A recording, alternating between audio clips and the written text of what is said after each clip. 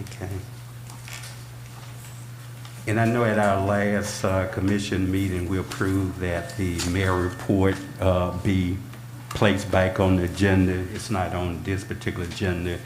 And I'm going to just forego that because of the length of the current agenda. I will say comments during the regular comment time that the commission has, but in the future, we want to have that as part of our regular agenda items. Okay.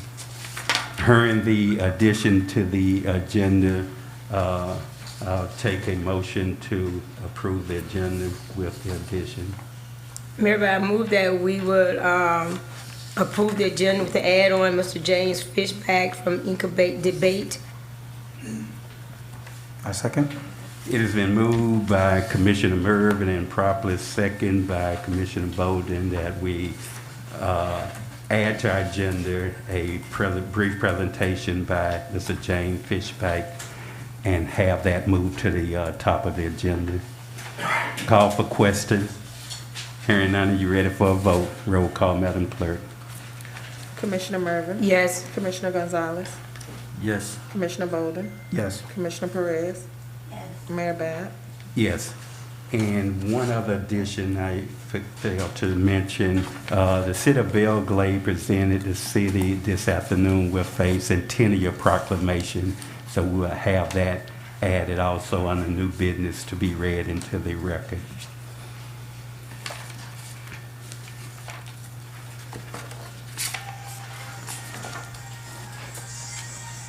Okay. Since I did mention that after the original motion for the adoption of the agenda, could I get an amendment to include the adding of the Belglade Centennial Proclamation? So Mayor, we move that we amend the original additions to the regular commission meeting with the add-on of the proclamation from the city of Belglade to the Centennial for the city of Pahokee. Second. It has been moved by Commissioner Mervin and properly second by Commissioner Gonzalez that we add the proclamation received from the city of Belglade in recognition of our centennial to the new business. Call for questions. Hearing none, are you ready for a vote? Roll call, Madam Clerk. Commissioner Mervin. Yes. Commissioner Perez.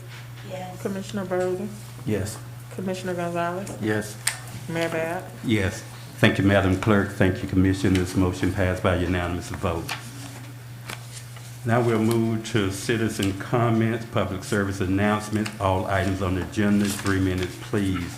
City Clerk, at this time, do we have any public service or citizen comments card? Yes, sir. Mr. Michael Messer.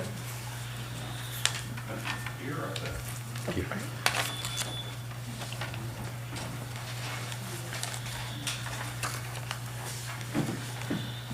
Thank you. Nothing real hot and heavy, but important nonetheless.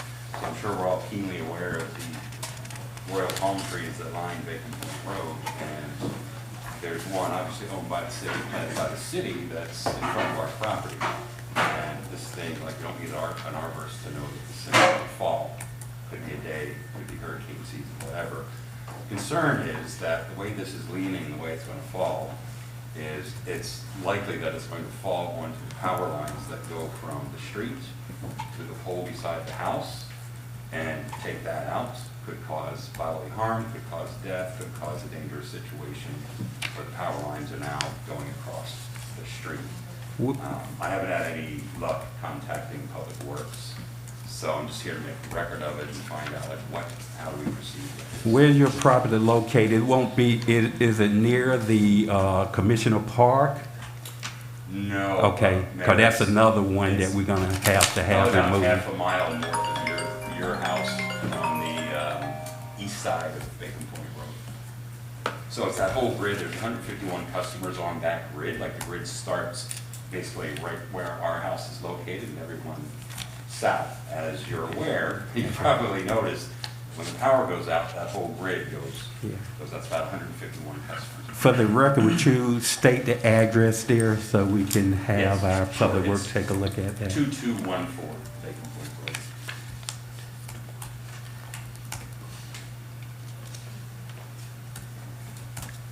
I'm just trying to prevent any. Yes. Like, could be a liability Yeah. situation. I know it's not free to remove those things, but. Yeah. Yeah, we have one similar right at the Commission Park that leaning towards the wiring that need to be removed. Well, and where we are, there's an embankment there, like a little hill. Right. Everyone that's planted on there has a bit of a lean to it, Mhm. but again, this one's dry at the base. You can see through it. It's rotted. It's got like a 2-foot crack Okay. on the side of it. Okay. Thank you for that. Take care.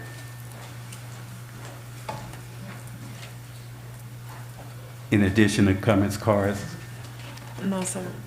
thank you, ma'am. Now we'll move to the next item, which is the approval of the minutes. We have several minutes need to be approved. The January 10th, 2022 City Commission meeting, the February 22 City Commission meeting, the March 10th Special City Commission meeting, the March 22nd City Commission meeting, and the March 25th Special City Commission meeting. What's your desire? Mayor, I move that we would accept the commission approval of the minutes. Since we had the bike up, anyway, we should have read them already. So I will move that we will approve the approval of the minutes for January the 10th, February 22nd, March 10th, March 22nd, and March 25th, the special city commission meeting. Is there a second? A second. It is been moved by Commissioner Mervin and properly second by Commissioner Bolden that we accept and approve the various city commission meetings, which is January the 10th, February the 22nd, March 10th, March 22nd, and March 25th. Call for questions. Hearing none, are you ready for a vote? Roll call, Madam Clerk. Commissioner Mervin? Yes. Commissioner Bolden? Yes. Commissioner Gonzalez? Yes. Commissioner Perez? Mayor Bab? Yes. Thank you, Madam Clerk. Thank you, Commissioners. Motion passed by unanimous vote. Now, next on our agenda is our regular agenda items, the selection of the vice mayor on an annual basis after the elections, or immediately after that, we select our vice mayor. Are there any motions or recommendations? Mayor, thereby motion to make Commissioner Mervin our vice mayor. There's a second. I'll second. Motion by Commissioner Bolden and properly second by Commissioner Mervin to have Commissioner Mervin serve as the vice mayor for this upcoming term. Call for questions. Hearing none, are you ready for a vote? Roll call, Madam Clerk. Commissioner Bolden? Yes. Commissioner Mervin? Yes. Commissioner Gonzalez? Yes. Commissioner Perez? No. Mayor Bab? Yes. Thank you, Madam Clerk. Thank you, Commissioners. Motion passed by a majority, 4-1 vote. Congratulations, Commissioner Vice Mayor Mervin, on your selection as the new Vice Mayor for the City of Pahokee. Thank you, Mayor. Thank you, Commissioner. Next item on the agenda is ordinances. We have one ordinance. You want to move up? Yes, thank you for bringing that to my attention. Our next item on the agenda would be a presentation by Mr. James Fishbike with his students that he brought with him. You may come up and address the commission and the audience.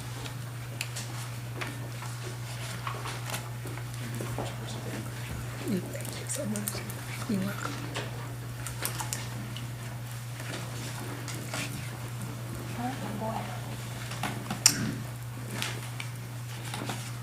Good afternoon, good evening. Good evening.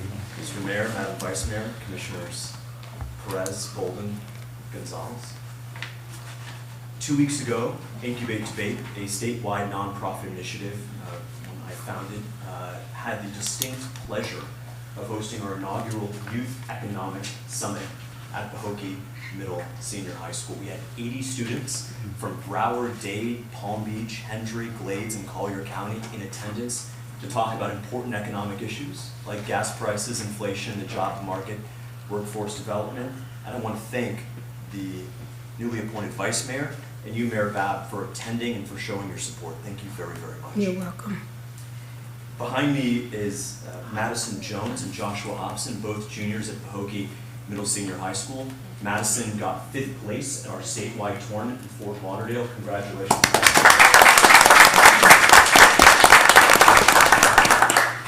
And I'm not a historian, but Joshua Hobson was our champion at the tournament, and I think that would probably make him the first debate champion ever to hail from Pahokee. Oh,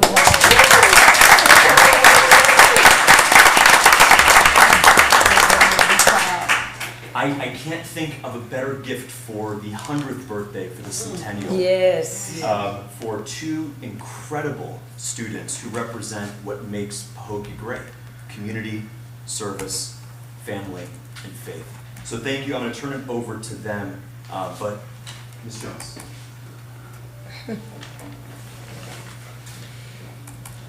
Regarding the Youth Economic Summit, Is it on?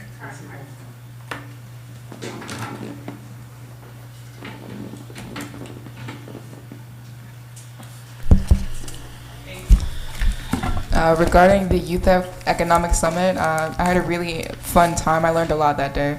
It was because I hadn't taken an economics course previously, so that offered a really great chance for me to learn about that kind of stuff, since my knowledge is lacking in that area. But I learned quite a lot about gas prices, how an economy works. It was really interesting, and I'm really grateful for that opportunity. And I'm just really grateful to be in Incubate Debate as well. I started in December, and I've just seen a lot of progress within myself. So for Incubate Debate, I'm really, really thankful. Thank you.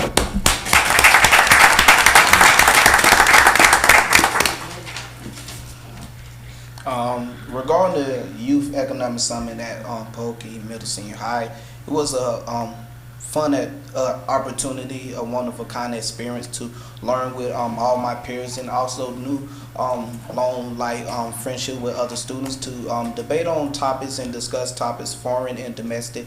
And being a part of Incubate Debate has made me become a better leader with public speaking, and also putting my hard work and all my skills to the test to debate with other students who are on the same intellect as I am. That it will help me in the long run to go to college, to attend law school, to get a law degree and become a lawyer, and also one day probably sit up here with all these wonderful people. That's right. That's right.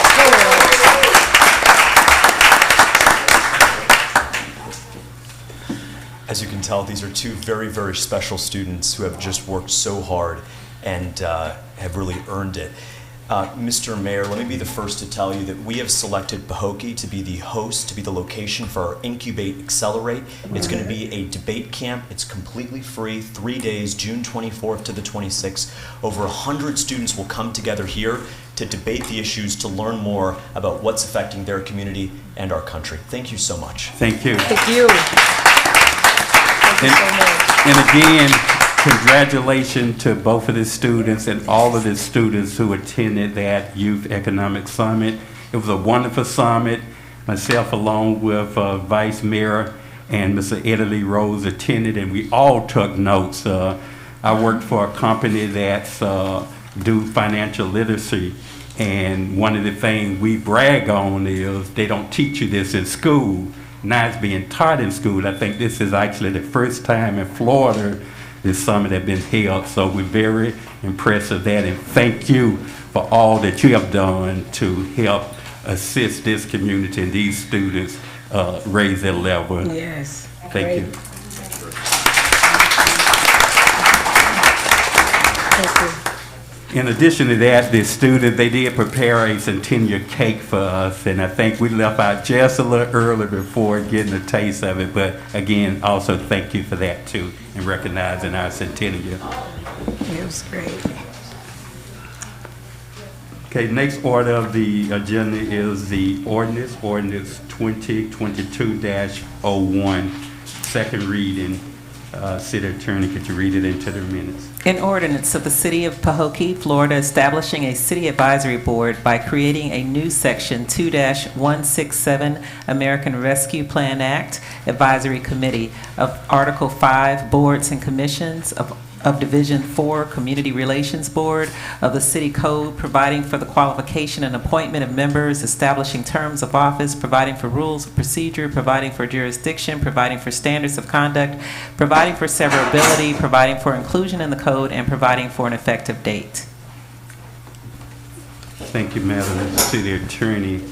At this time, I would open this public hearing to allow anyone in the audience to speak on this particular ordinance. Do anyone wish to speak? Hearing none, I close the public hearing. City Commissioners, having had the ordinance 2022-01 properly read into the minutes, and for our second reading, what's your pleasure? Mayor, I move that we will accept ordinance 2022-01. I second. It has been moved by Vice Mayor Mervin and properly seconded by Commissioner Bolden that we accept ordinance 2022-01 on its final reading. Call for questions. I have a question.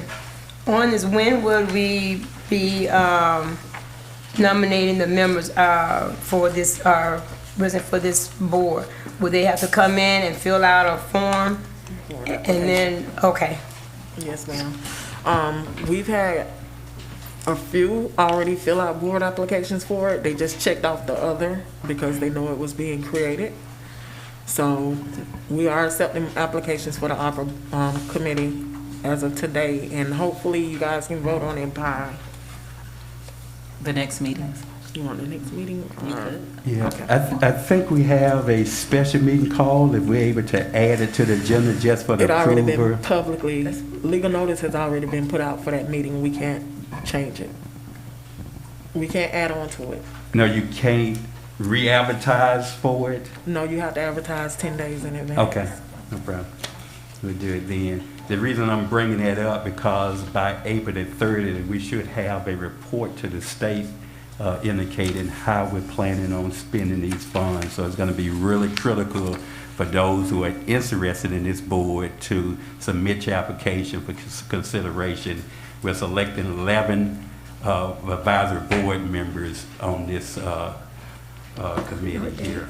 And it's going to be basically a recommendation, but your recommendation is very important to us to move forward. So what's the date again, Mayor? They have to know April 30th?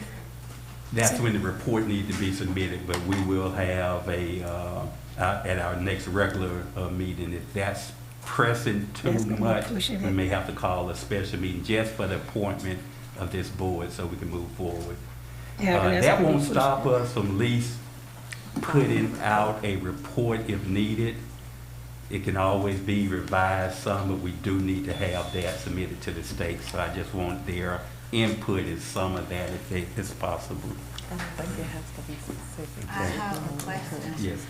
You said that it's 5 members, and then you said 11. Yeah, this So particular what board is 5. Remember, we asked that each commissioner will appoint 2. And because 2 would give us an equal number, it was recommended that the mayor appoint 3 to give us a total of 11 people.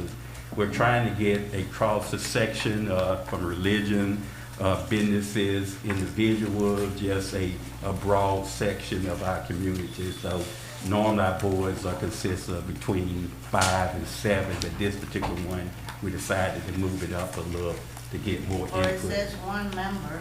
The mayor and his commissioner should have the right to appoint 1 member. Yeah, I think actually the ordinance that was written up, if I'm not mistaken, indicated that was an adjustment in there.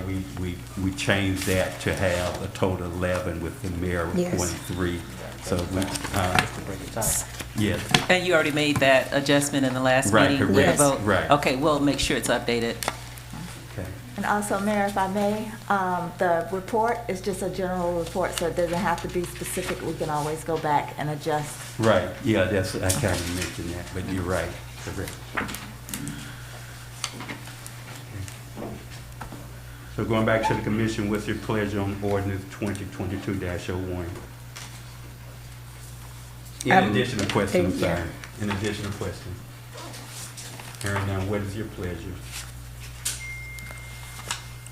Did we? They already, it already been moved and seconded. Yeah, just- Okay. Hearing no additional questions, are you ready for a vote? Roll call, Madam Clerk. Commissioner Mervin, Yes. Commissioner Bolden, Yes. Commissioner Gonzalez, Yes. Commissioner Perez, Yes. Mayor Bab. Yes. Thank you, Madam Clerk. Thank you, Commissioners. Motion passed by unanimous vote. Now we'll move to resolutions. We have two resolutions. The first resolution is Resolution 2022-09. City Attorney. A resolution of the City Commission of the City of Pahokee, Florida, appointing Bernadette Norris Weeks, PA, to the position of City Attorney, providing for an effective date. City Commission, having heard Resolution 2022-09, what is your pleasure? Mayor Babbitt, I move that we would accept Resolution 2022-09. Again, we had the packet for, I think, since Wednesday, so I think everyone looked over the contract, so I would move that we would accept Resolution 2022-09. I second. It is been moved by Vice Mayor Mervin and properly second by Commissioner Bolden that we accept Resolution 2022-09, appointing Bernadette Norris Week as our City Attorney. Call for questions. Hearing none, are you ready for a vote? Roll call, Madam Clerk. Commissioner Mervin, Yes. Commissioner Bolden, Yes. Commissioner Gonzalez, Yes. Commissioner Perez, No. Mayor Bab. Yes. Thank you, Madam Clerk. Thank you, Commissioners. Motion passed by a majority of 4-1 vote. Now we'll move to our next resolution, which is Resolution 2022-10. City Attorney. A resolution of the City Commission of the City of Pahokee, Florida, appointing Rodney D. Lucas as interim city attorney, providing for an effective City date. Manager. Oh, I'm sorry. As interim city manager, providing for an effective date. City Commission, having heard Resolution 2022-10, what's your pleasure? Mayor Babbitt, I move that we would accept Resolution 2022-10 as appointing Rodney D. Lucas as interim city manager, providing an effective date. Again, Mayor, we had this like a week or so I think there might be questions, but I will move that we will accept Resolution 2022-10. I would like to second, but I do have a question. It's been moved by Vice Mayor Mervin and properly seconded by Commissioner Bolden for the adoption of Resolution 2022-10. Call for question, Commissioner Bolden. My only concern about this particular resolution is, I really respect the process that was taken to bring Mr. Lucas in the first time. I believe he's a quality individual, and given what's been going on, I'm really surprised that he would actually still be interested in joining us. And in my opinion, I think that in good faith, I just want to get past the interim talk, and I want us to move forward. I would like for him to be our permanent city manager. I don't know what other concerns we may have about that, but I know he's a quality individual. I respect the process, and that's my thing. I want to get past. I want us to move forward. Okay. Any additional questions? He's being appointed as interim. He will at this particular resolution, unless it's amended to say permanent, but right now it's saying interim. That's really what to give us an opportunity to see whether or not we wanted to move forward with a formal process like we had in the beginning, which we may end up doing or we may not. With him coming on board, if we find that his work is satisfactory to us, then we can always at any given time name him the permanent if we so choose. But if we wanted to open it back up to a more formal search and have possibly Mr. Klein help lead us in that, as he had started in the beginning, but that's clearly up to the commission as a whole to do that if that's what they so should. And right now, the interim city manager is Ms. Adams. Correct, correct. So what would she be doing if Mr. Lucas comes in? As an interim city manager, if he come on board, he would have that responsibility. It's a possibility. I'm just saying that Ms. Adams will have a position with the city. The exact position will be up to the incoming city manager to decide. May I ask you? Yes, absolutely. Well, Municipal- before, I'm sorry. Mr. Mayor, I'm sorry, I didn't want to Okay. stifle the Okay. conversation. But remember, we do have a public hearing dealing with the permanent manager that you have right now that Correct. you have to give due process Right, on. right. And so, should you decide to do this, I just ask that you delay it until after some decision has been made at that public hearing so that we don't Right. want to foul of that Right. process. Okay. You're talking as far as the interim part of it is concerned? That is correct. Yes, absolutely. As far as the Yeah. permanent part is concerned. Right, correct. Yes, right. sir. And that was basically the reason why it's also included as an interim, because we do have one that's probably appealing his termination, if it's possible. So if we vote for Mr. Lucas to come in as interim, Ms. Adams is gonna stay, but we don't know as what, because it depends what position he gives her, Yeah. right? Yes. And it's not uncommon for municipalities to have a deputy or assistant city No, it's manager. not. I don't see how that would be an issue.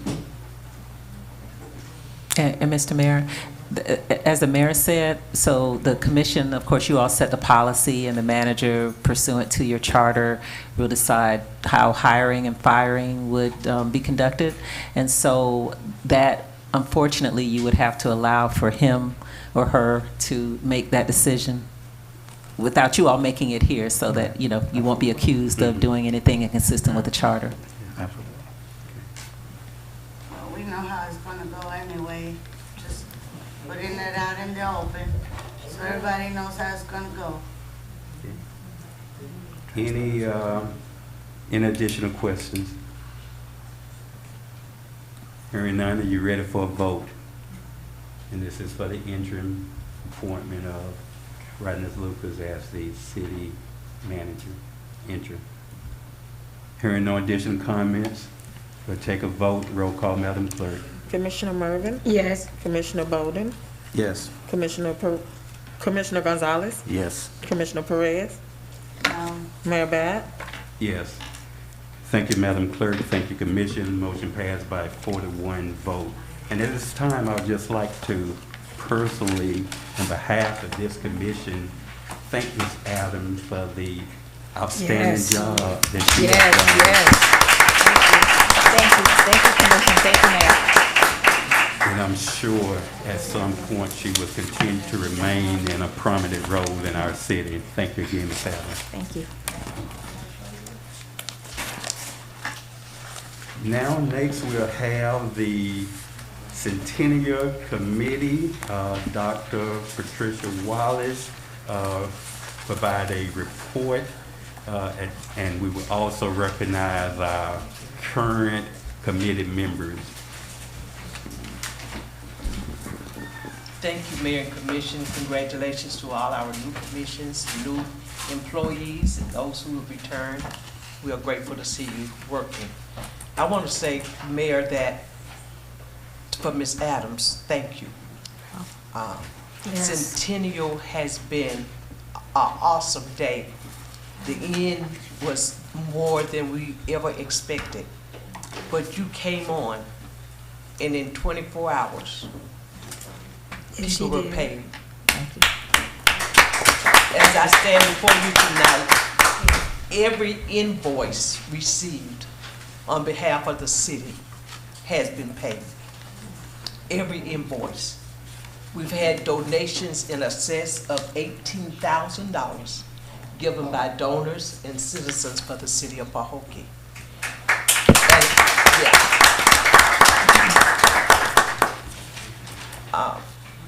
At the last meeting, we want you to know that the day of the Centennial on the Lake. We had nothing but great reviews from everyone. We want to give a public consideration and acknowledgement from the city of Belglade, who came on board, brought us golf carts, brought us stages, and just really was a blessing to us. Pahokee Housing Authority did everything they could to help us transport our citizens from down the hill, up the hill. We want to thank Healthier Glaze and all of the donors, so I won't call any more names, but those stood out because they made extra sacrifices to make sure that the Centennial was just a wonderful day. We had families. I know over 1,000 people to attend, and families with their children.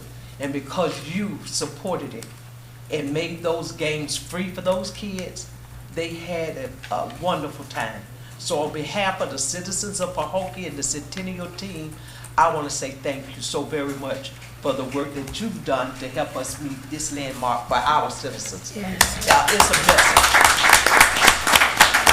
One sad note, we only had 3 businesses in our city that took part. Most of them came from other cities and places.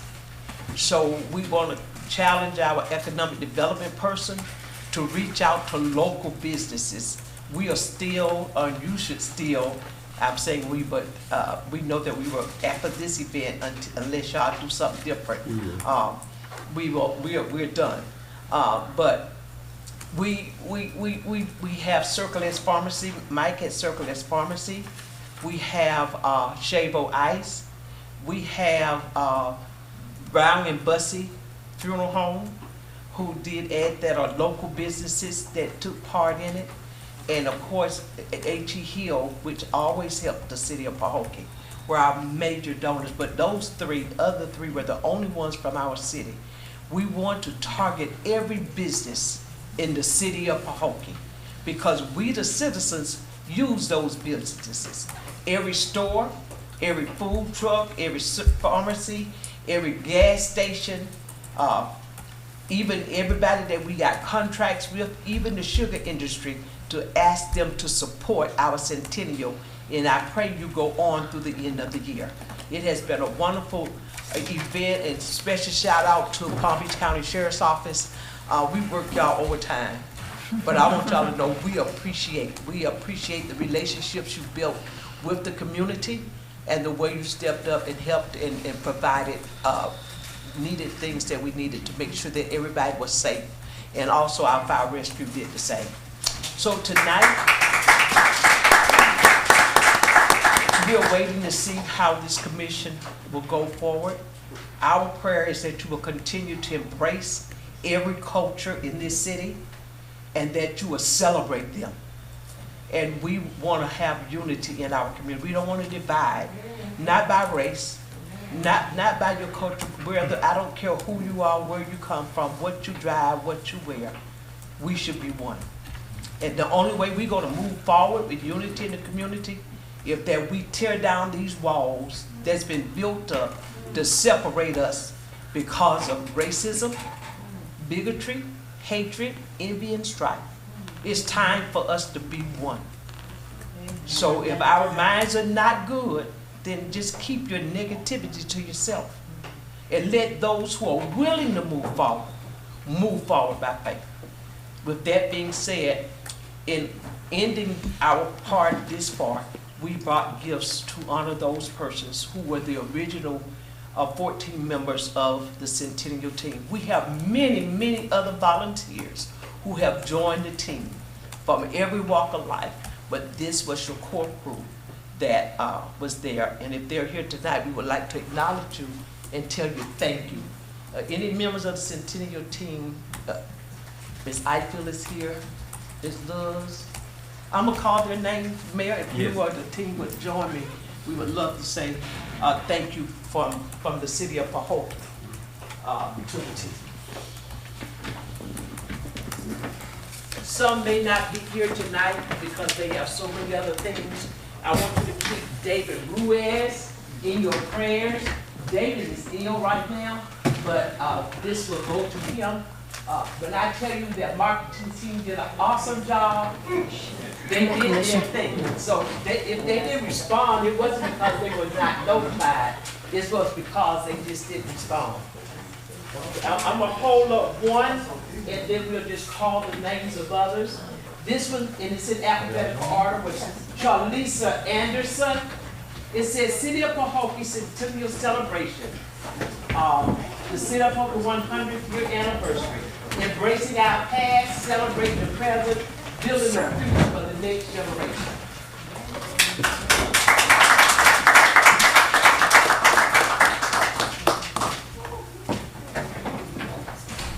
So that will go to Miss Charlisa Anderson.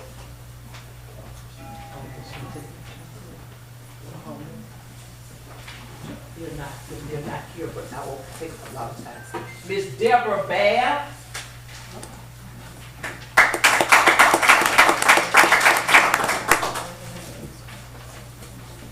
Miss Josie Hernandez.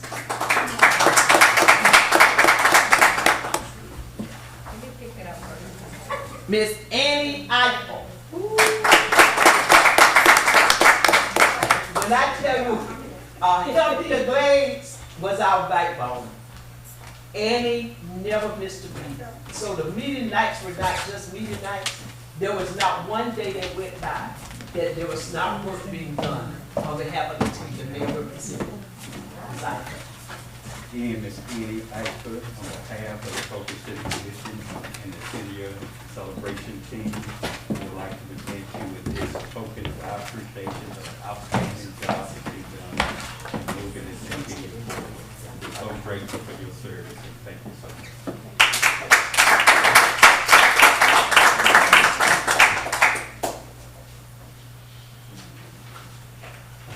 Thank you so much.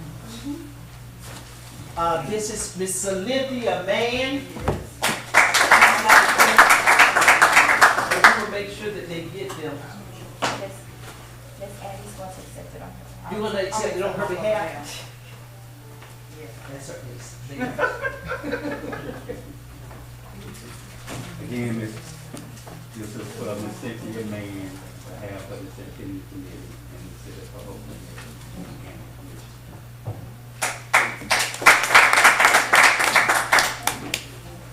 Mr. Octavio Munez Jr. Although he's a business owner, we worked him overtime.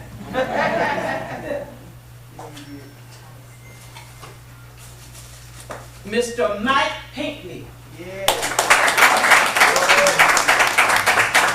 I will leave this one with the city. I'll take He's it. still working. Yeah, I'll take it. Okay. The interim city manager will take it on his behalf.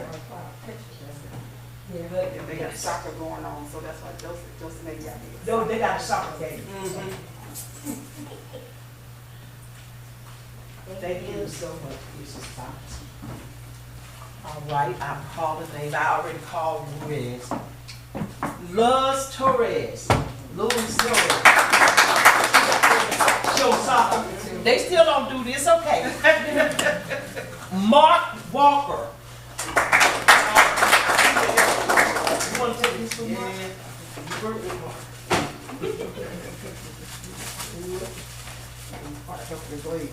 All right, from day one.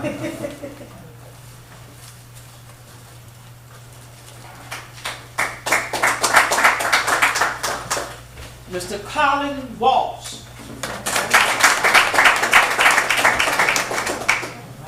I know. Let me hold that one. All right. That's your on this week. I know. Sorry.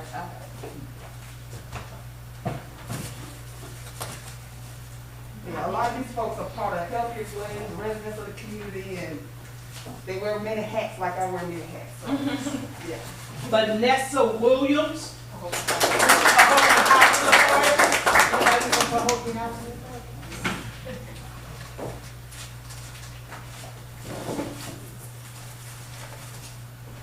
Sanquetta Cowan Williams.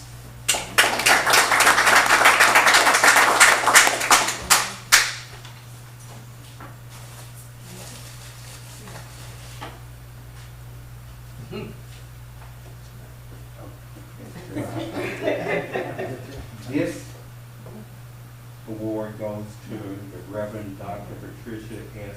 Wallace, the Chair of the Centennial.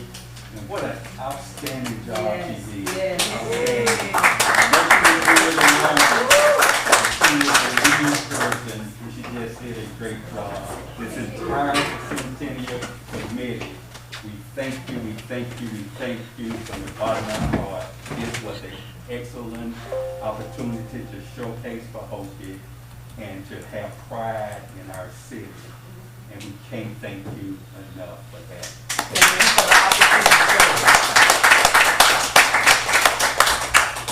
Thank you for the opportunity, sir. Thank you so very much for that. Thank you. And what we'll do, and the commission can stay, we're gonna have the city attorney go ahead and read the Centennial Proclamation from the city of Belgrade. We'll take another group picture, and then we'll move with our regular agenda.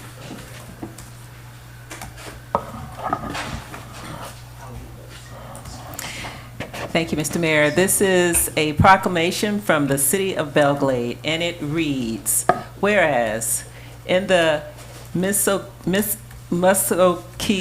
and Creek Indian language, Pahokee means grassy waters, which this area was incorporated in 1922 as the city of Pahokee, and local residents refer to Pahokee as the Muck, which signifies the mineral-rich, dark soil in which, at that time, sugarcane, citrus fruits, and corn was grown by agribusinesses. And whereas the city was severely affected, as were the other communities to the south of the lake, by an unnamed hurricane in 1928, and whereas in the 1930s, Pahokee was known as the winter vegetable capital of the world, and whereas in 1939, the Federal Writers Project, a federal program created to provide jobs for out-of-work writers during the Great Depression, guide said of Pahokee, from Christmas until April, Pahokee is a 24-hour town. Long trains of refrigerated cars roll out from northern markets day and night. The streets are noisy and crowded. Restaurants and other businesses are never closed. And whereas in 1963, with access to Cuban sugar was restricted, as a result of the sugar plant was built and agriculture shifted to mechanized crop of sugarcane. Unfortunately, the plant closed in 2009, and whereas on November the 15th, 1996, the old Pahokee High School building, built in 1928, was added to the U.S. National Register of Historic Places. And whereas misfortune struck Pahokee again by Hurricane Wilma in 2005, destroying a newly built marina. And whereas the city of Pahokee has overcome many setbacks, and they continue their fight to move forward. And whereas this momentum has brought them to where they are today, celebrating their 100th year anniversary. Now, therefore, I, Steve B. Wilson, Mayor of the City of Belgrade, Florida, by virtue of the authority vested in me, do hereby congratulate the City of Pahokee, a little city with big visions, on celebrating their centennial during this month of March 2022, and we are wishing you greatness in the next 100 years to come.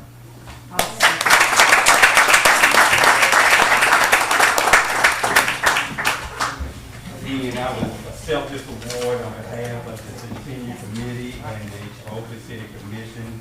I really thank Belgrade for taking this opportunity to honor us in this occasion. And again, I just want to emphasize, this is Centennial. If you look around in this room, look at each other, none of us will see another 100 years. This was a beautiful occasion. The events were beautiful, from the parade to the gala to the Centennial Day on the lake. It was one of the best events the city have had. And again, we thank this committee for doing that. So if the Centennial Committee could join us in taking a photo of this will be placed prominently in City Hall, so all can see the anniversary.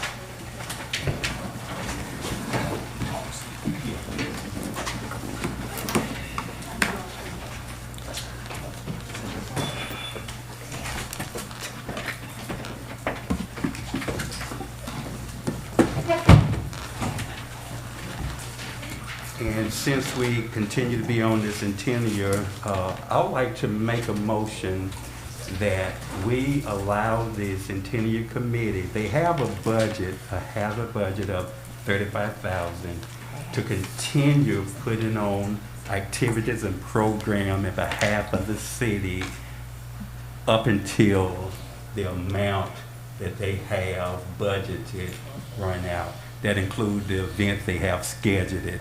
And I personally would like to ask that if you could consider having a Pahokee reunion, bringing in all of the residents that we can identify that have just moved forward and did great things even outside of Pahokee, that we can encourage them to look at investing in our city and making it move forward as we move forward.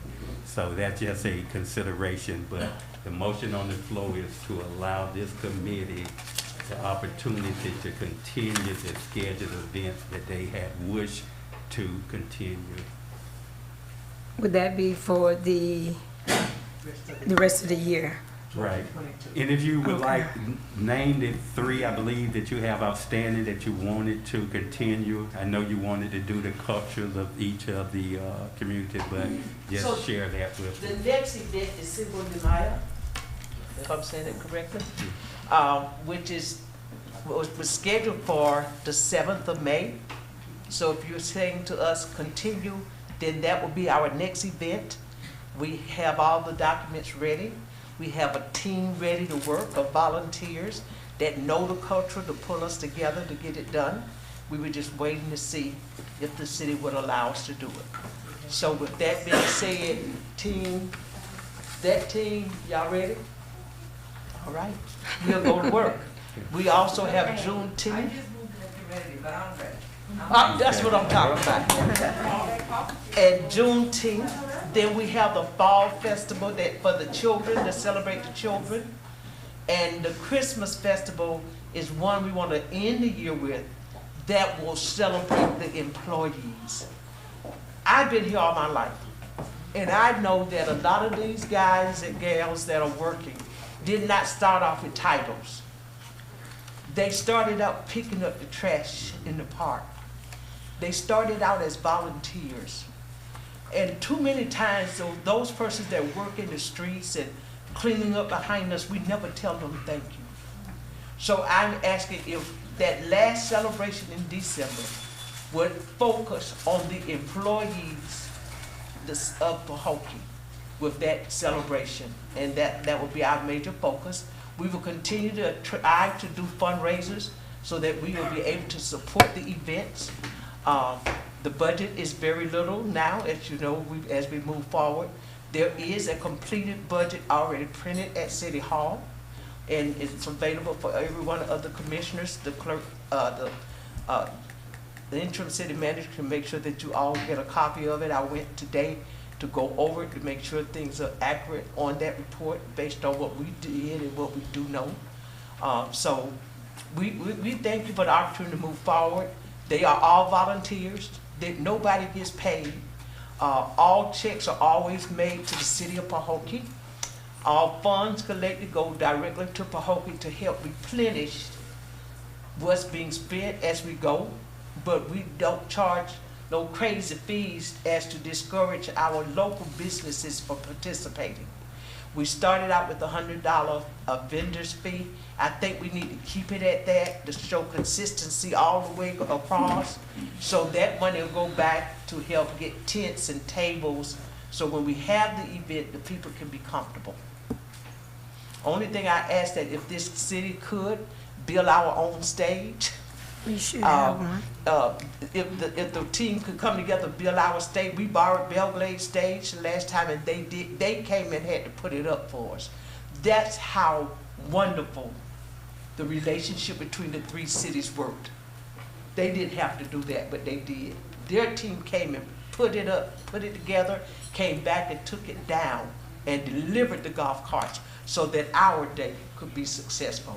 And I want to say to the mayor of Belgrade and their commission, thank you again for a job well done. Yes.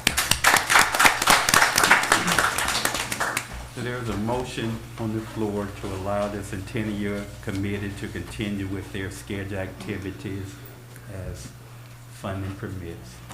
I second. It has been moved by the mayor and probably second by Commissioner Bolden. Call for questions. I have a, oh, I'm sorry, go ahead, man. Yes, Ms. John Adams and Mr. Lucas, we talked about Cinco de Mayo last year. I think the city should be the one to control it, and the volunteers can still help us out by volunteering directly with the city. Because we already have plans, we already talked about it last year. So can you please discuss it to them, how it would work better? Well, since the city mayor has allowed, well, questions, but if we continue with the Centennial Committee, because we have a small staff at City Hall, we do need the assistance of the Centennial Committee. So moving forward with Cinco de Mayo, since I guess there is a plan already in place, we've kind of been working on some things. We can incorporate what we talked about doing with what's already going on, because we have basically less than a month, a couple of weeks to make it happen. But we can figure out how we can incorporate them moving towards next year, go back to doing some bigger things. Okay, but I mean, we don't have to have literally a Centennial Committee. We can have the same volunteers to go work along with us. Well, it would still be the same, I mean, it's the Cinco team has, Excuse me, we can't hear. oh, sorry, can you hear me now? We can't hear Johnny, Oh, okay, Commissioner Gonzalez. they couldn't hear you. Repeat your question. Oh, y'all couldn't hear me? I'm saying like the volunteers can still, because last year we spoke about Cinco de Mayo, how we can have the community help work with us to make Cinco de Mayo possible. You know, and that's what we had discussed, so I just wanted to make sure we were still on the same page. So the Centennial Committee, I believe from listening into the committee and the Cinco team that is taking place, we have additional residents who are contributing to it.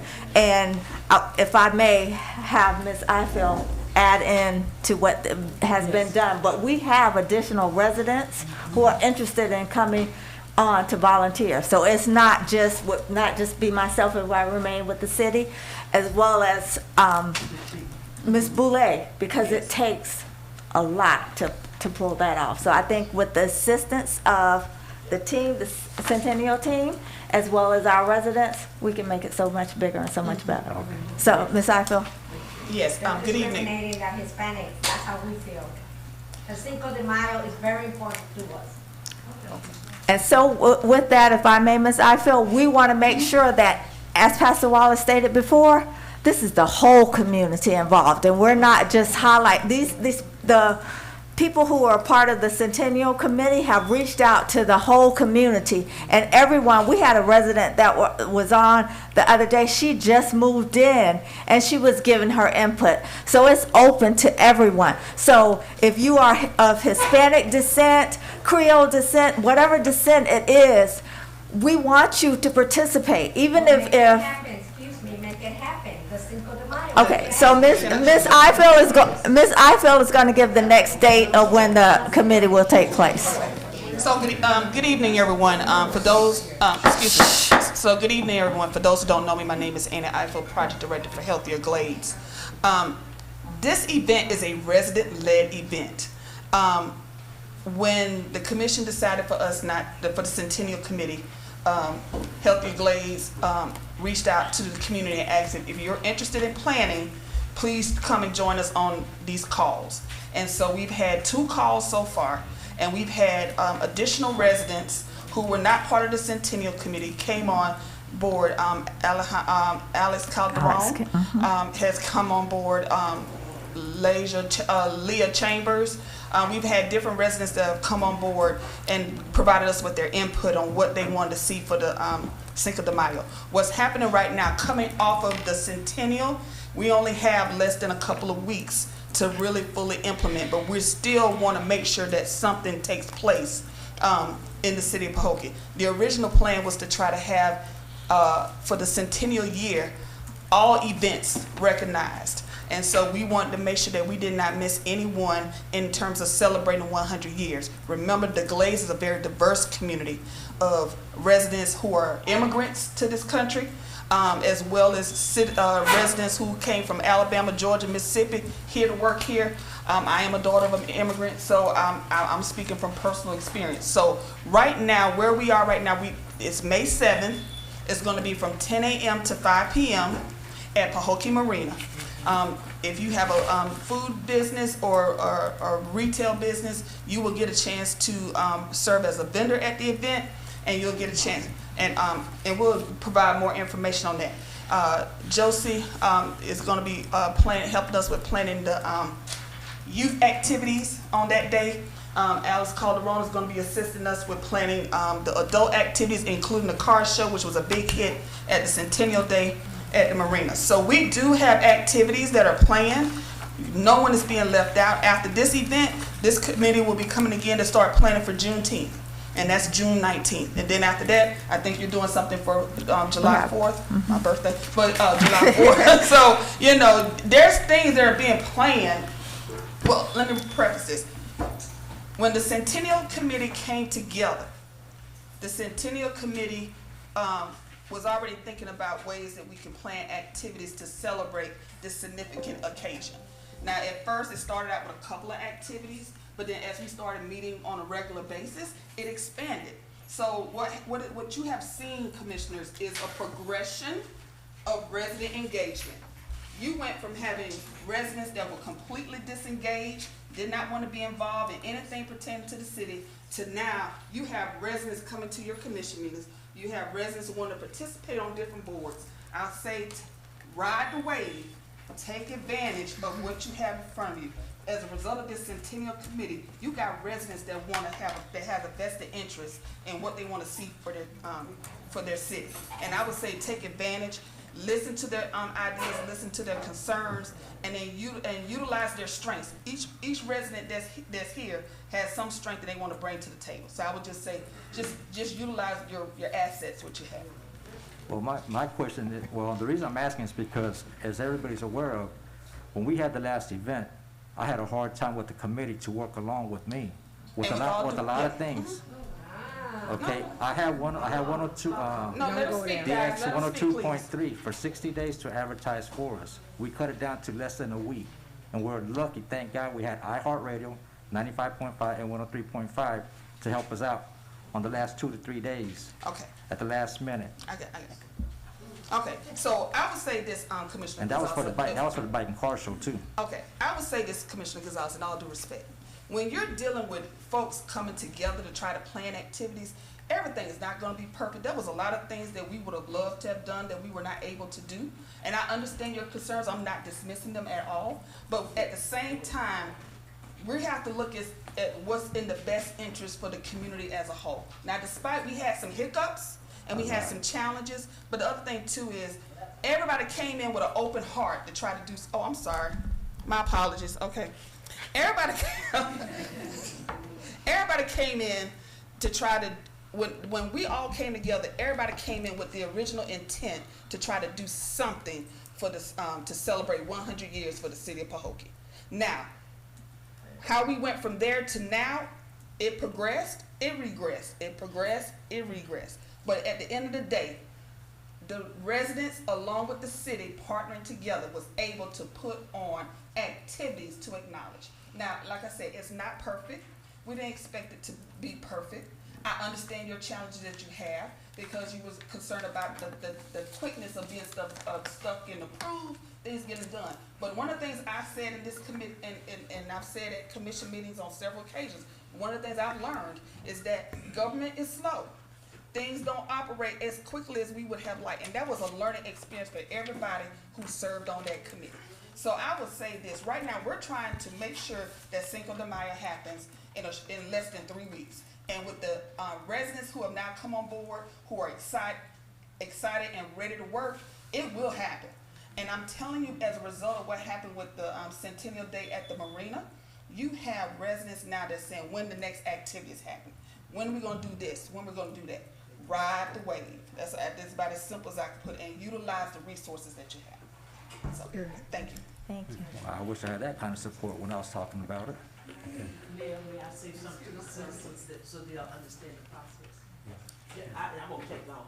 We have to go through the process, and no one is exempt, regardless of who you are, whether they were commissioners or members of the team.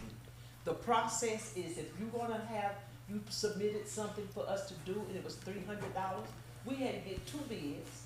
You needed your exempt W-9 to submit. You couldn't circumvent the process.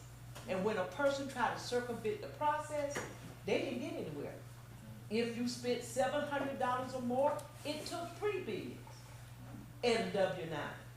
It went through me to Mr. Pinckney to the finance team. So if I didn't get it, it didn't get done. It's a process. We must respect the process. A lot of things that we wanted to do, we couldn't. The process was moving too slow for us. And we were in the middle of it. And we made promises to people based on our word. They took our word.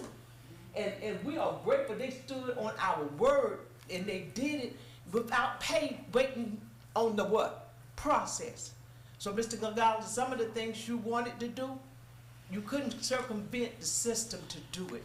And we could not do anything without going through the process. The cars were free. We didn't charge them. We couldn't even get a number. We didn't even know how many cars were going to show up because you said they don't tell you. And I explained we're going through a different process this time, so we'll know. And the cars will register, and we will know how many to plan for.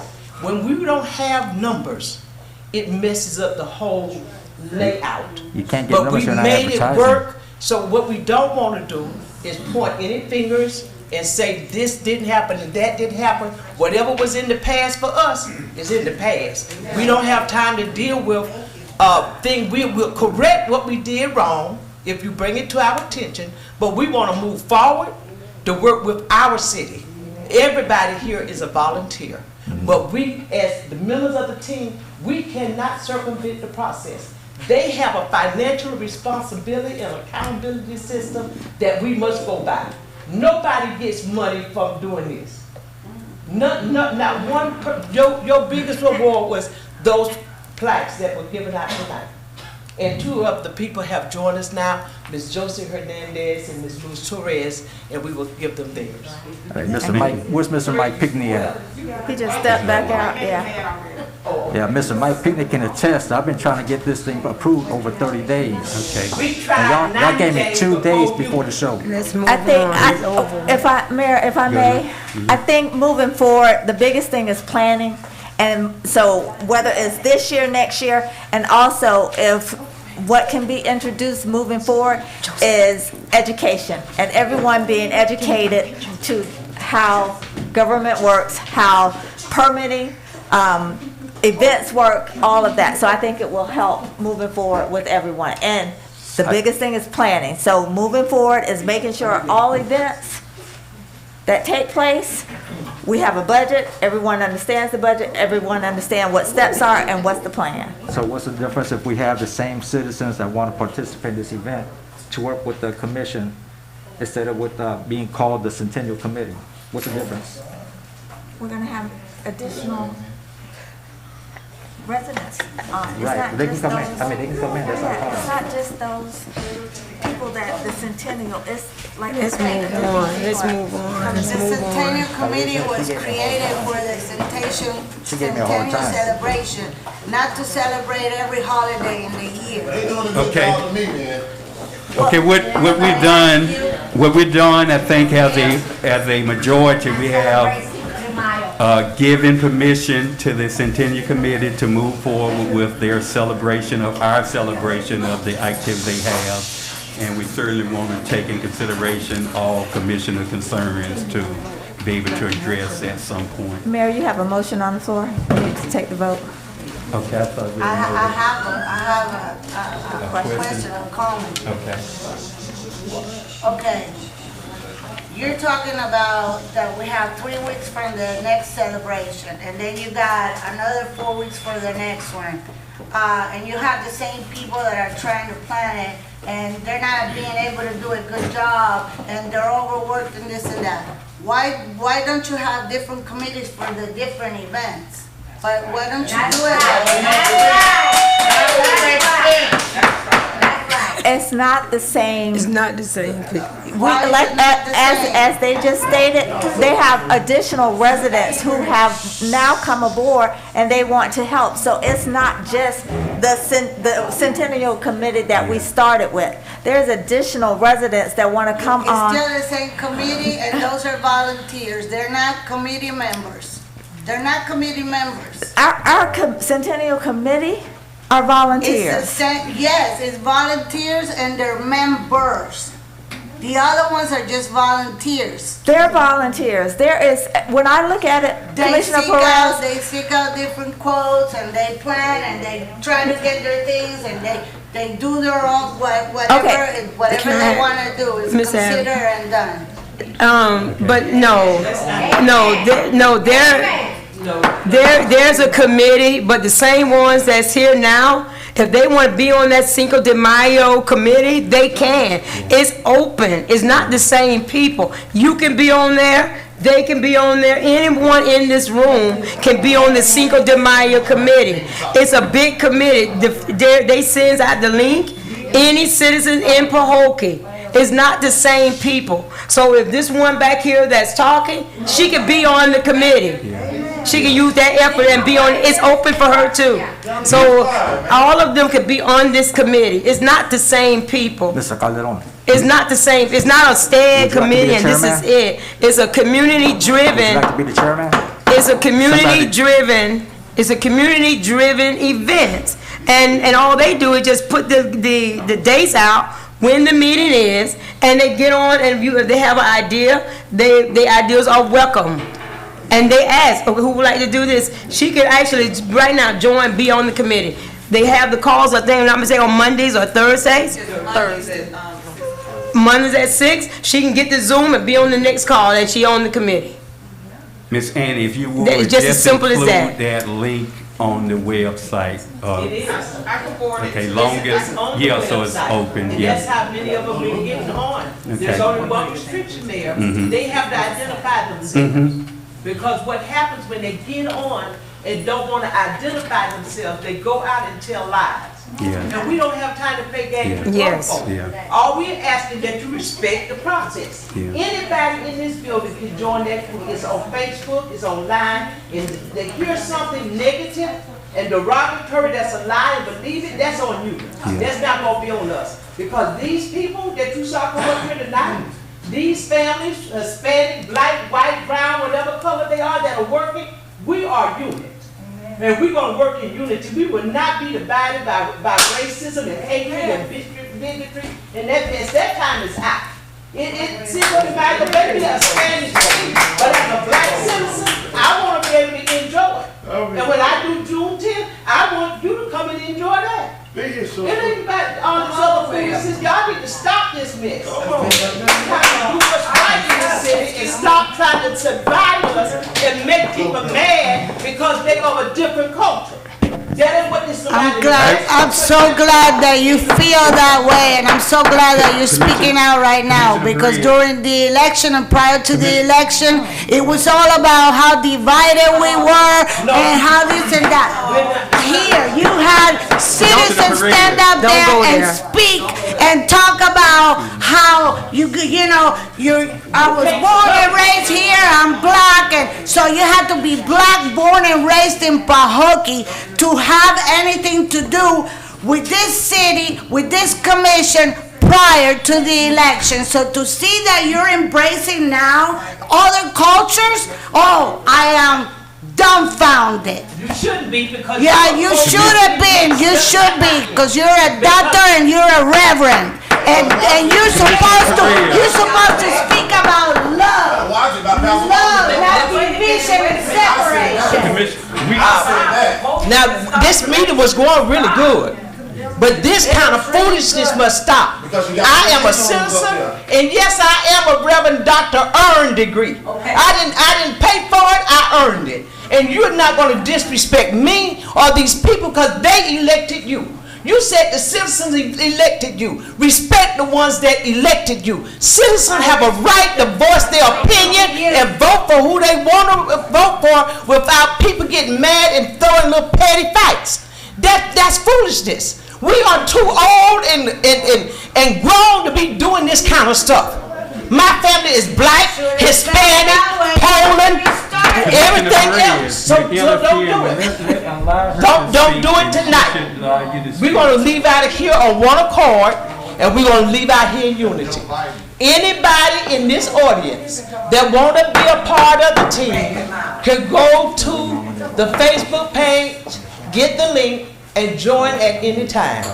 I'm asking those that are here and willing to work with the city, do not allow that racial attitude to get in your spirit tonight.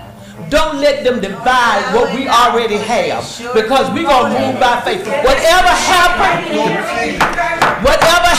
in the past, everything that happened in the past, we're done with that.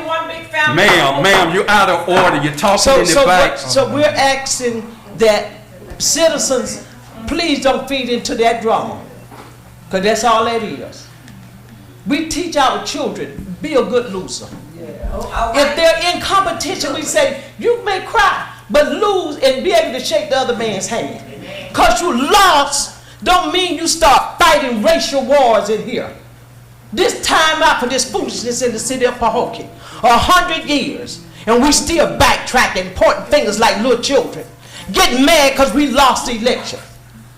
No need to get mad. So that's why some of you will be one-time commissioners. Amen. And if you don't like what you're doing, resign. Listen, I'm not going anywhere. And if I'm going to be a one-time commissioner, I don't appreciate you threatening me. I don't really care. Whatever the people chooses to do. But you guys were the ones promoting the division and talking about blacks and talking about division. You guys were the ones doing it.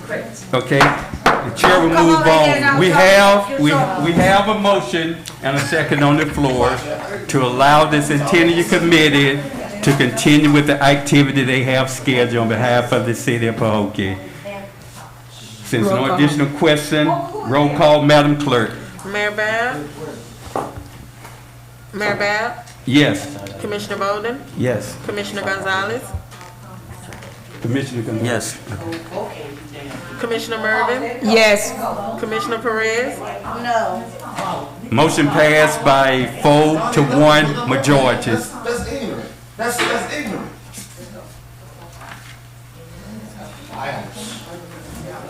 Y'all came in to cause confusion. That's what y'all doing. Let's go. They don't let the citizens. Who are they? Jesus Christ. Come on, we're the But be quiet. They talking. Be quiet. Y'all disrespecting these have people. comment papers. Y'all disrespecting these people. When we were the other commission, you all talked the whole time and disrespected.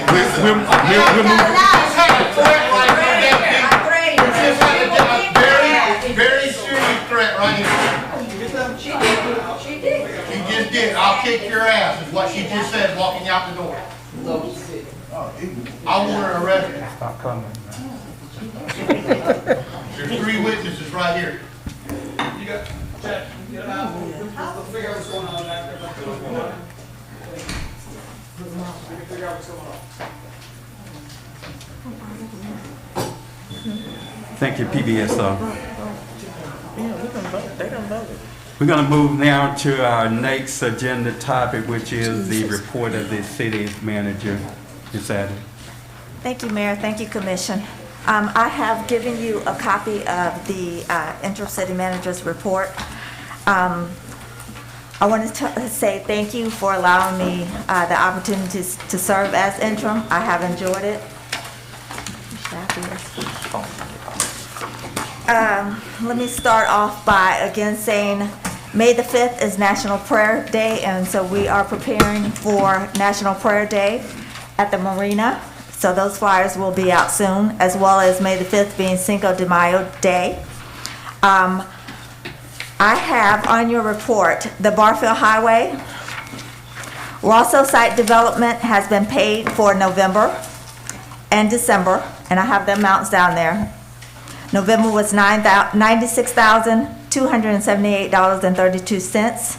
They have been paid for December of 2021 and January of 2022 with $264,630.45. And I have the checks are attached, yes, ma'am. So for December and January, those amounts totaled to $264,630.45. Momentum CEI has been paid for January and February. That total was $30,003.36. And again, the copies of the checks you have as backup. The roads are being watered on a consistent basis, at least 3 to 4 times a week. Because we know even though rainy season is coming, it has been dry.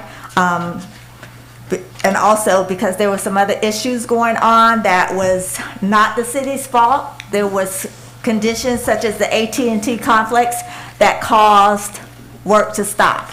And so we're in the process right now of making sure that that interference, whatever was going on with AT&T lines, are being rectified so that we can continue to move forward. Rosso and our CEI has been on site and they're working. I believe they resumed work, I'm getting confused with the days, but I believe last Monday they were out there at 6 a.m. resuming work. Also, within the next month, you will see at least 1.5 inches of asphalt laid between 7th and 4th Street. The sidewalks are down and they should soon be completed all the way from 7th down to 1st Street. East Lake Village Stormwater Project. I'm in the process of closing that out and working with DEP, so we still have some communication back and forth so that we can get those reports completed and the contractors paid. Could you Yes. just elaborate on that? You're saying that the East Lake Stormwater Project is complete now? So there's still things that I need to finish off completion with. I just started getting my hands on that and trying to get an understanding of where we left off. Okay. So when I come back on the 26th, if Mr. Lucas will allow me to present, so I can be able to share additional information as to that we've closed it out, paid off what we needed to pay it off. But Okay, I'm still because you're using the word close out here, and that just threw me off. Close out to me means we have completed the project. So there are reports that have to be submitted. In order for contractors to have been paid, those reports have to be submitted to DEP. Once DEP has those reports, as well as the payments, then they turn around and send us the money so that we can pay the contractors. So when I say in the process of being closed out. Okay, and just keep in mind too, the fencing, I don't know if that's up, but that was part of this project to fence in that canal area. Yes, so sir. that those items won't end up back in the canal. And so with that, there were some change orders that came into place. As I said, I'm still trying to get a full understanding and get that rectified. Because It's like it's real back. Yes. That's the project from That's real back, yes, ma'am. That they walked off, so now. We're having conversations to DEP figure out what we need to do because DEP was our funder for that project. Yeah, so what happened there? So as I said, that there's reports that have to be submitted in order from the city. So the city failed to So- send their report? Reports have to be submitted in order, and once those reports are submitted, payouts are submitted, then DEP sends us the money. We don't have the money in our pocket to just pay the contractors. It is based off the reporting. And once those reports are submitted, we turn around in conjunction with the pay apps that DEP has approved, and we can pay those contractors out. But again, I'm just at the beginning of trying to cipher through where we left off so I can get that completed. So why didn't the city send a report? I don't know, I just started back on the That 26th. was back when you were here. No, it wasn't. No. They left right when you left, they left, they walked out. Well, reports were in the They process said of they being didn't get completed, paid. but I can't answer what took place while I was not here. One quick question, Ms. Adams. Do you know an estimate of the percentage of completion that have been completed thus far? It's not- Are we at not none of 70%, it. 80%, 60%? Yeah, For any the East Lake idea? project? Yes. I can't answer that right now. I just opened the file completely a little bit last week, so I'm still trying to get a wrap on that. You can continue. Could we, the other city managers here, Who's could this? we ask him? Why not? He's not on board at this point. It doesn't matter, but he was here, he knows So the if- status. If he give us information, Who okay. dropped the ball on sending the reports? Can What continue. is the completion? I mean, Continue, that's out of order. You're not able to ask him at this point. in other words, we don't care to find out. Well, Ms. Adams, can I say, well, what we know of, that this was around the time that you were let go and there was no staff in the office at the time that the close, that's why he walked out, because there was no one there to do the closeout. It wasn't in your tenure or whoever was in the tenure. It was after that everyone in that office was dismissed and long gone. It's when this is why that project has really gotten behind. Okay, Ms. Adams, But continue with your report. Manager did it with two people. let the city interim complete a report, if we would. Project 647 is the old house next to Commissioner's Park, and that project is scheduled to go out to bid on Friday, so it should be advertised on Friday. So we'll be able to put that out to bid. You missed Brownfield. The sidewalks. The sidewalks will begin repairing and replacing next week. We're looking to go ahead and start those sidewalks and be able to move forward. However, there will be, from the original list that we have of repairs that needed to be done, because I only have $100,000 of surtax to use for that, there's streets that I'm looking at so that we can be able to completely repair our sidewalks so that they are up to code. Ms. Adams, if I could just ask you to back just 1 second Okay. on that project with Slide Commissioner Park. Does the scope of work include the removal of that coconut or palm tree, whatever that is? Yes, it will include removing those trees. Okay, just want to make sure that's Okay. part of it. I did skip over the Brownsville. So I have spoken with the EPA, and we will be submitting a form called the FFR to the EPA, and once that is signed off, that project has been closed out for Brownsville and with EPA. So everything with that has been completed. It was completed before my predecessor was there. He started the paperwork to get that closed out, so it's just one form that needs to be done so that the Brownsville project with the EPA is closed out. Administrative operations, the city manager's vehicle, we have received the check for that, and I have a copy of that for you. It is $19,595 that we received from the insurance company to pay off the car. HCT Public, Certified Public Accountants, we have paid their last payment. And they were to be here to present tonight, but unfortunately, I don't know what happened, so we will have to move that to the 26th. I am tonight asking the commission to allow me to terminate the contract with PC Network Solutions. Our current IT company is not providing the service that we need from the city.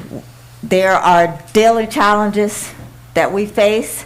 For us to be able to function sufficiently, we should not have these challenges with our IT company. So I'm asking for you all to allow me to cancel the contract, and the total amount is $15,780, and that will be for the remaining 4 months. Their contract ends August of this year, and so that total amount is for May, June, July, and August. And they request in their contract that you all sign was a 30-day notice for me to provide them with a termination notice in advance of 30 days. So if you allow me, I will provide them with that notice. It will be effective May the 13th, and then we will look for a new IT company. Can I ask you what kind of challenges you're having? What is it that they're not doing? We can't access our files.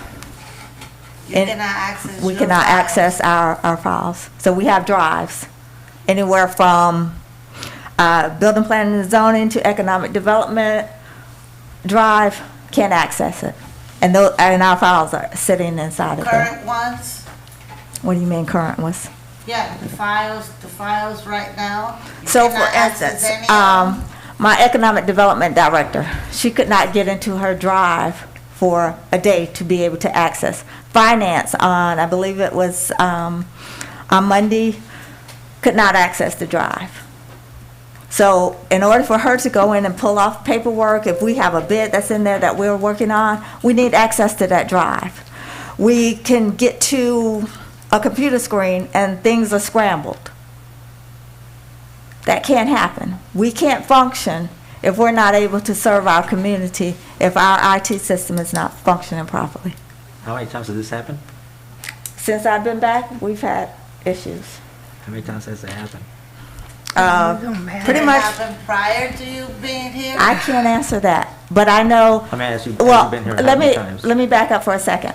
I have had staff to say, you know, I had this issue before. It's been scrambled before. I look at my computer screen, it's scrambled. And as I said, economic development director, this was the other day that she could not access it. Finance says they've had that trouble.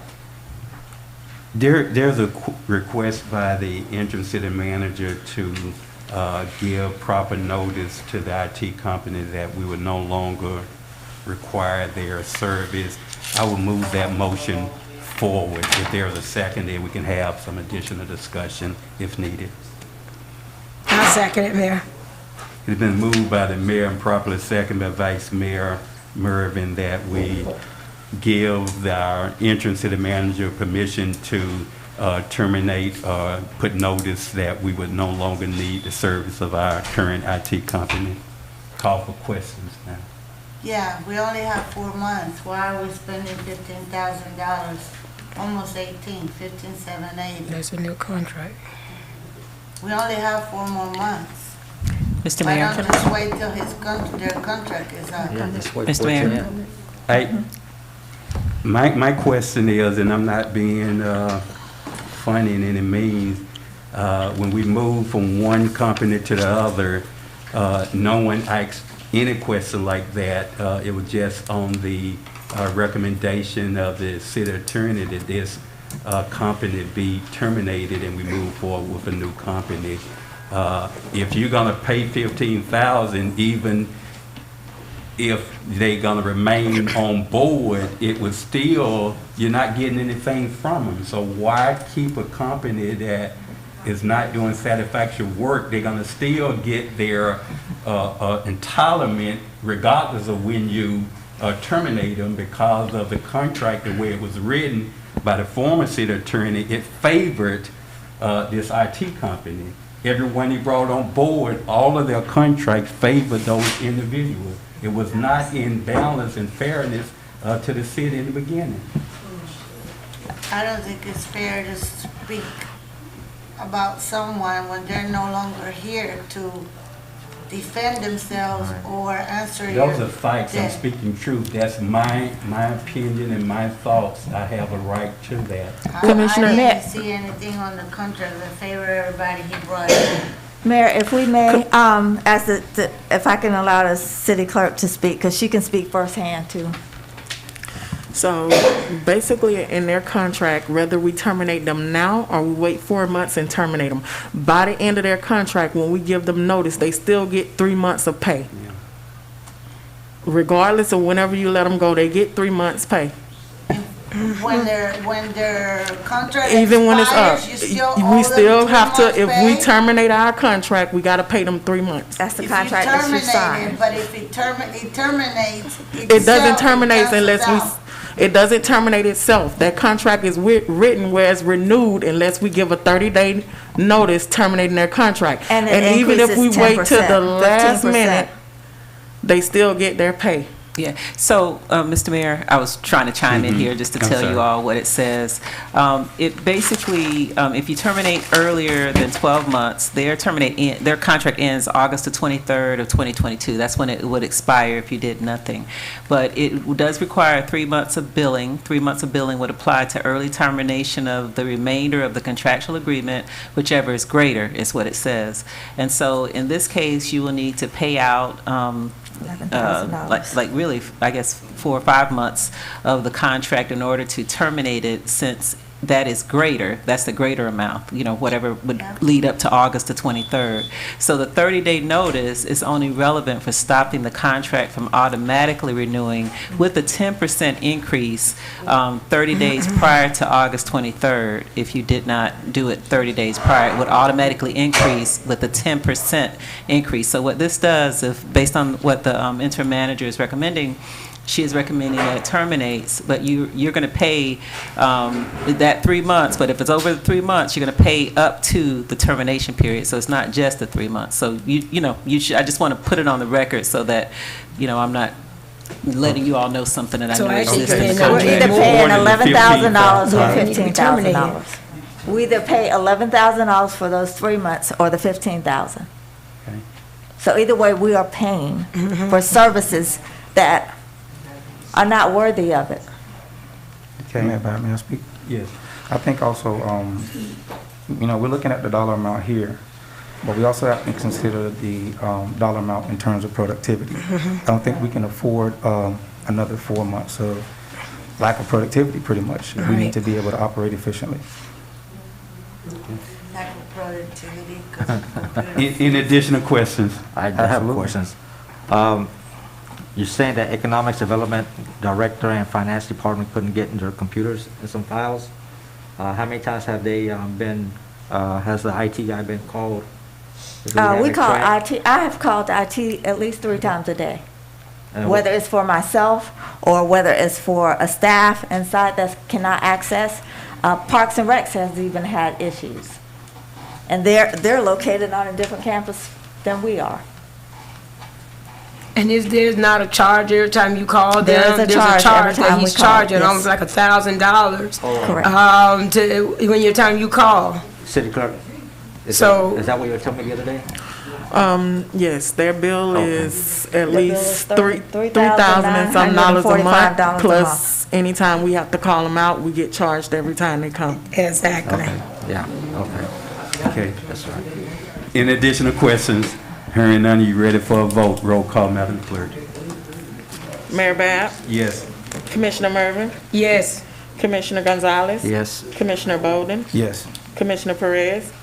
Yes. Thank you, Madam Clerk. Thank you, Commissioners. Motion passed by unanimous vote. And next on my manager's report was, we were fined by the Department of Health for the lift station.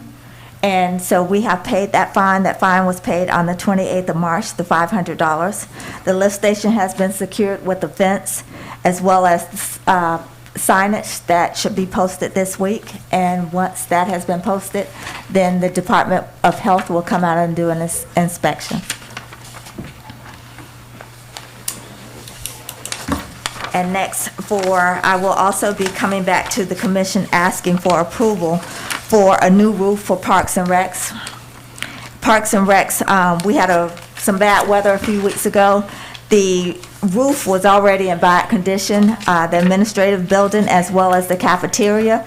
So we need a new roof on our administration building of our Parks and Recs. That amount could go up to $25,000, and for the cafeteria, it will be about $45,000. I don't have the exact cost yet. We're working on getting some estimates, but we've had one company to come out, and with the Parks and Recs building, that does not include the gutters. And because the roof is flat, then we really do need those gutters so that it can run off. But I will be asking commission for approval to go ahead and get that done. And speaking of roofing, have we accessed the costs of the roofing on the chamber and the commission office? So I do not believe that The chamber and, you mean over here or the No, chamber, at- the commissioner's right. office? That is next to get an estimate for. But because we have persons in these buildings, and if a rainstorm comes while we're at work, then we don't want to keep jeopardizing those livelihoods. We are not in the commission chambers, the offices as much, so, but we will get a estimate for that. And if you all are giving me the okay to do that, then we can go ahead and look at getting an estimate for that as well. Yeah, I think it, at a minimum, need to have an estimate because it continue to rain in there and you're gonna have continued deterioration, so a 25% job may end up being 75 or 100% total roofing. But And Mayor, I if, have a question on sorry. that. Is that not supposed to be like bid it out or given multiple contractors a chance to bid for the job? Yes, we will bid it out. We are getting the estimate, so that is not, those totals have not come from just one company. We have gotten estimates out because it is an emergency repair that needs to take place. As I said, we're about to hit rainy season, so the rain is already coming. And it was a storm, I guess, really bad rain last week. And so there was areas that were already lifted on the buildings, and with that storm, it just made it worse. So in other words, it's not going out for bid. Well- It's just the quotes that you have received. Well, if we Or put that it out you're to, if we put it out to bid, it's gonna take longer, but we are getting quotes for it, and we do have insurance money because of that. Yeah, I understand the money part. It's the awarding the job part. But we want to also, note that we shared this with the school. So I know, like, even with Everglades Prep, that they also going to help contribute into this because it's in their contract that they also are really part of that. The roof is under their contract. Correct. Everglades Prep does have a contract with the city because of the cafeteria that they utilize. And so they are already in the process of having some renovations done. And so to get the roof done, that will be up under their contract. And they understand that there is a percentage that they will have to pay towards a new roof. Yes. Another question, I'm looking at the, and just putting it on record, because it was put on record before, looking at the copy of all the checks that you gave us, and looking at the invoice dates that's on the check from the other meetings, and these was questioned before in previous meetings, and it was told that these was already been paid. But looking at the invoice date, I'm seeing now that they were paid as of May 1st of 2022. So at least we got some false information in the past that all these was paid. April. I mean April. That's not April 1st, 22. Is they're paid. But we got a meeting in our last couple meetings ago when they first came. These was questioned that all the bills was paid on all these contractors. But evidently they was not paid, and the invoices came January of 2022, November, and February, and December. So I just want to make sure that, but they have been paid now to all the contractors. So. If I remember correctly, they said they were paid once, and then they billed $96,000 that they had not gotten paid. And it was billed to them before the city manager, the old city manager came in. Okay. That concludes your report, Ms. Adams? And then I just want to say that we're having a spring egg hunt, April the 15th, and it's going to be at Commissioners Park, and it is free entry. So it's from 3:30 to 6 p.m., and we hope everyone will come out. There's food, music, games, the egg hunt. So we're looking to have an awesome time. And so this event is being put on by the city, Pahokee Housing Authority, Bridges of Pahokee, Healthier Glades, Sigma Gamma Rho, and the Kappas. So we want to thank them, and Palm Beach County Library.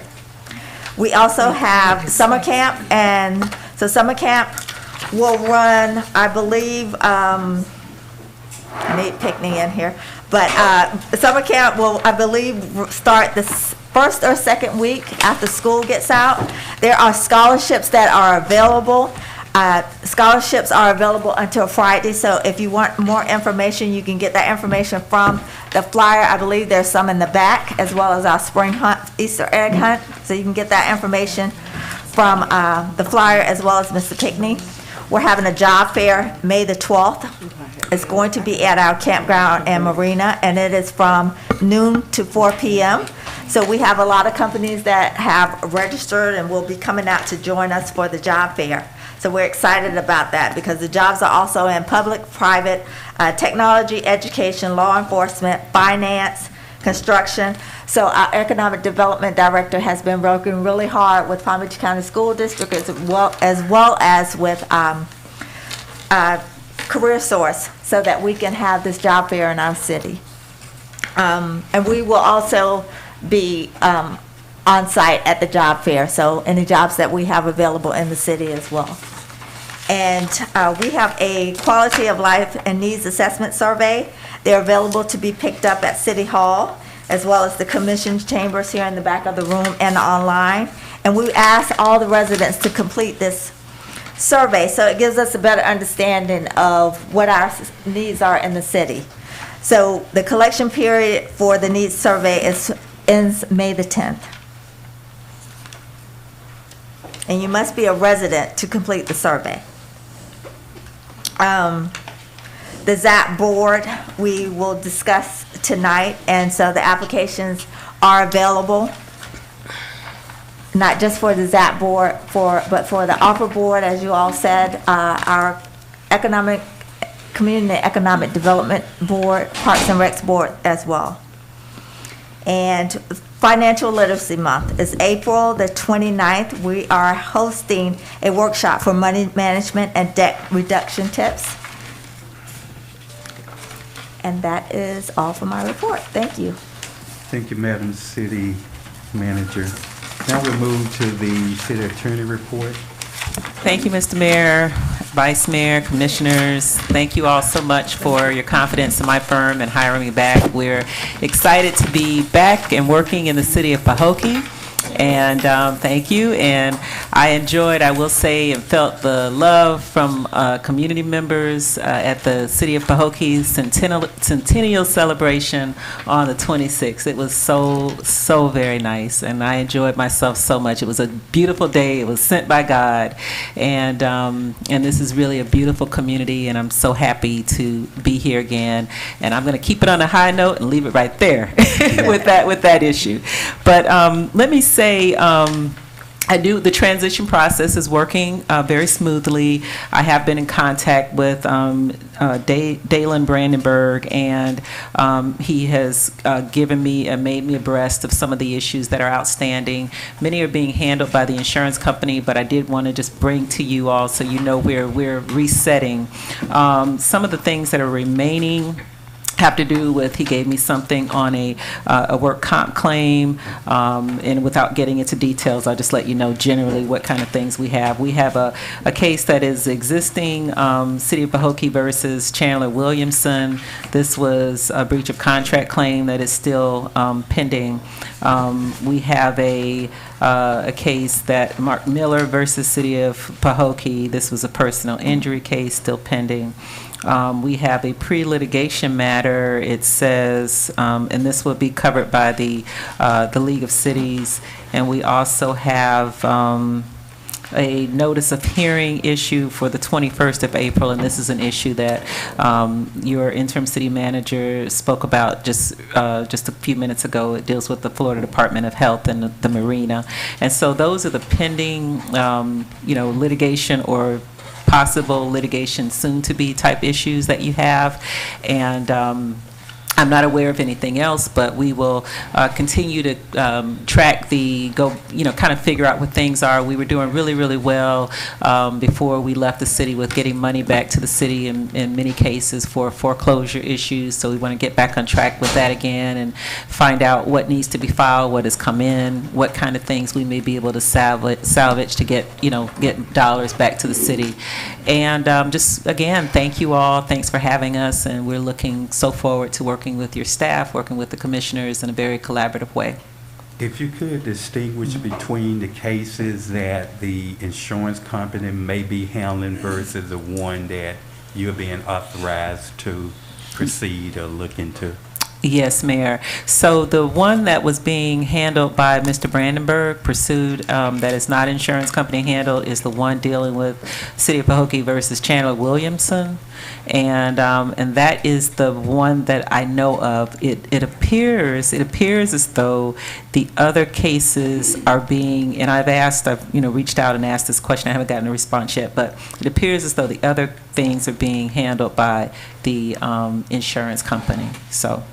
I take that back, other than the last issue, which is the notice of hearing dealing with the Florida Department of Health, which I don't believe that the league covers as a part of our insurance. So I was planning to get more information. I've been in contact with Ms. Adams, and I know, what's been happening, and I know we paid before the date that's set out in the order, and I know they have a hearing date for us on a motion on an order of continuance, and it's set for the 21st of April, which I plan to appear at, or at least have their authority that they're going to understand that they're going to come out and do the inspection and then continue it again. So we'll be monitoring that issue, but those are the two things that I'm aware of. So the Mark Miller case would be handled by the insurance carrier?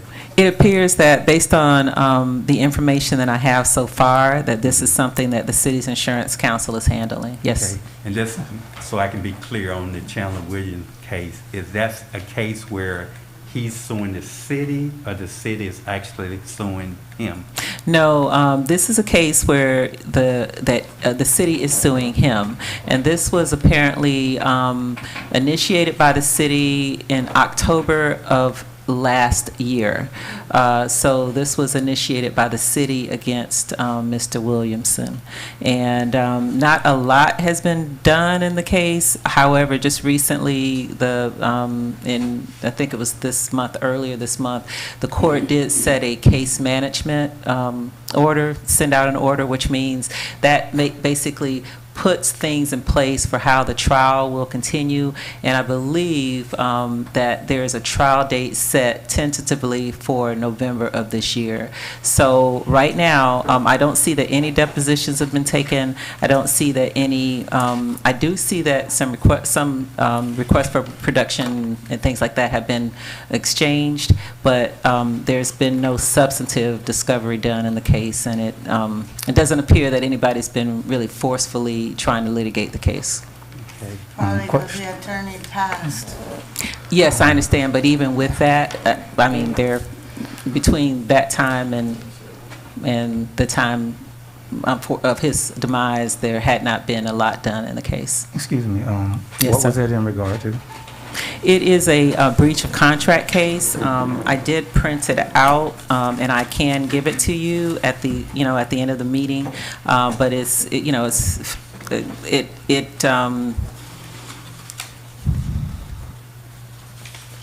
is a breach of contract case that has two counts, basically. One count is for breach of contract, and the second count is for breach of fiduciary duty, and it attaches the contract, so it's not a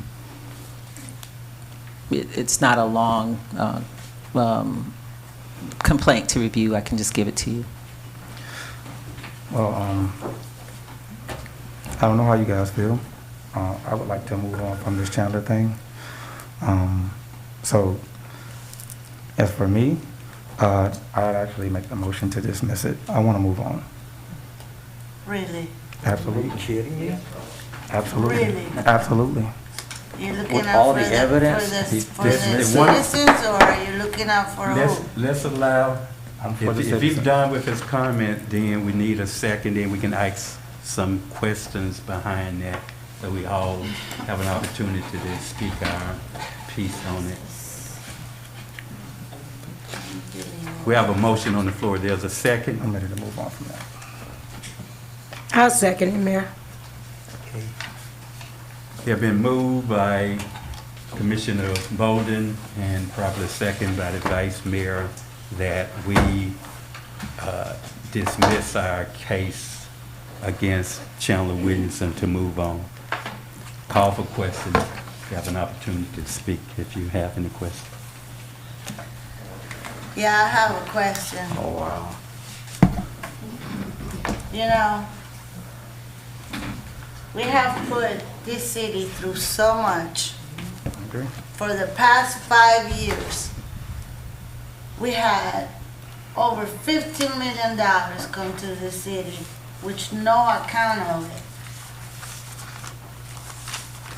The city manager, the ex-city manager, Chandler Williamson, he resigned the night that we became commissioners, which they did not swear us in until after the meeting was adjourned. Even after I spoke to the city attorney, which is Ms. Weeks, and she told me she had spoken to you and to him and that everything was straightened.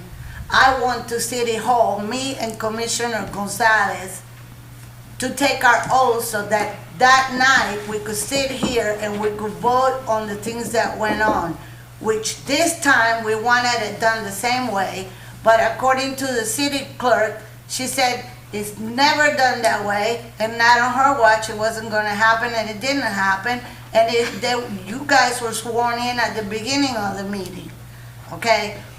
That's one thing. He quit. He walked out because he knew he was going to get fired. Fired because the entire community wanted that. We walked the streets and knocked in every door, and 90% of the citizens wanted him gone.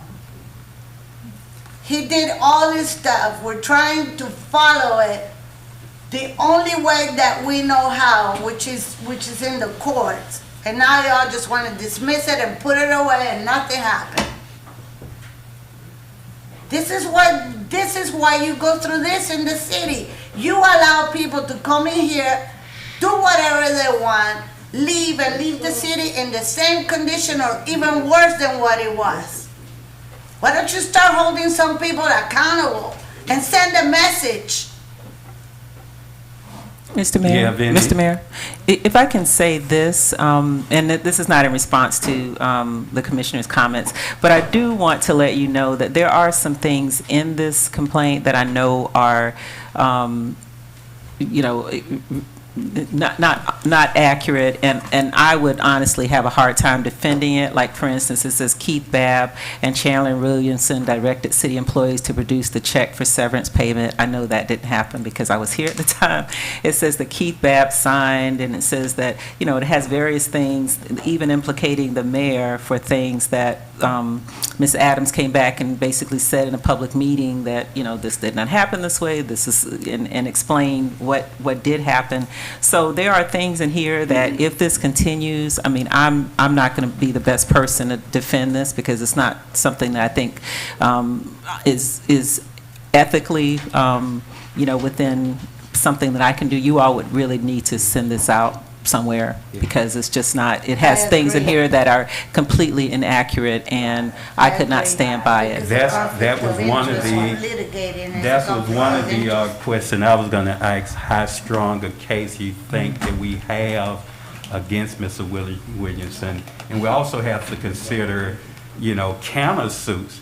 You got a weak case, you're going to end up being countersued, and plus you're going to end up paying not only your attorney fees, but that individual attorney fees. Normally, a state attorney will look at things, see if there are strong evidence, and see if they have a credible case to prosecute. They declined to prosecute, and here the city decided on its own that we was going to be the cop and the prosecutor and the judge and the jury. So we have to take some guidance from our current city attorney in deciding whether this case should be moved forward or not. That's just my opinion. And Commissioner Gonzalez, you have some comments. Wow. So the state attorney already had his opinion on this? On this case? Not that particular one we filed, but similar to what he had in his hand. He had the case that the ethic and the other boards looked at, that he felt that it wasn't warranted to Because they press mediated charges. with the city. The city decided not to press charges and to pay, and just to have them pay it. Because I talked to the state attorney, and he said it in a meeting with all of us. What city and who was involved in deciding whether they should or should not? Oh, he told me to go by his office and pick up the report. You need to do that. Yes, See who I'm was going included, to. whether any commission that was on here was a Did you part not of hear it. that from him? You, Johnny, What's that?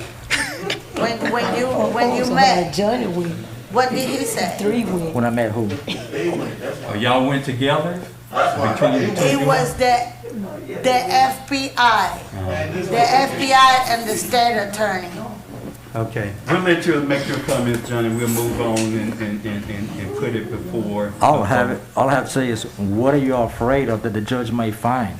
You don't have the faith in your court system?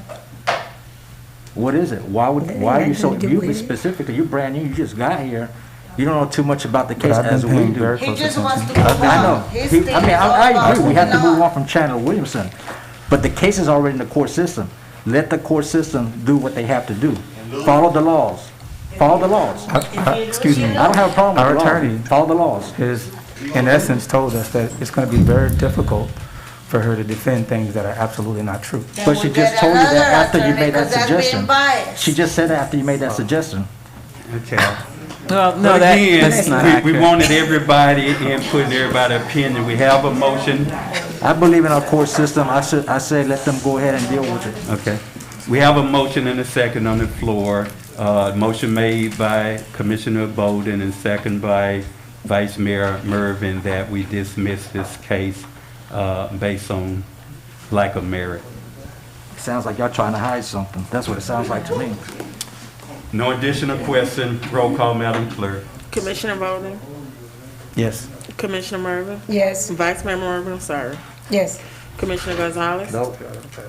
Commissioner Perez, No, Mayor Bab, Yes. Motion passed by majority, 3-2 vote. I hope citizens, I hope you're watching. This is what you voted for. You got them all again. You have them all again. Look how they clap. The city attorney still has the floor to continue her report if that's the conclusion we'll. That is all that I have, Mr. Mayor. Thank you. Thank you, city attorney. Now we move to the ZAP board application and appointments. We have a very important board of 5 regular and 2 alternate for a total of 7 appointments. And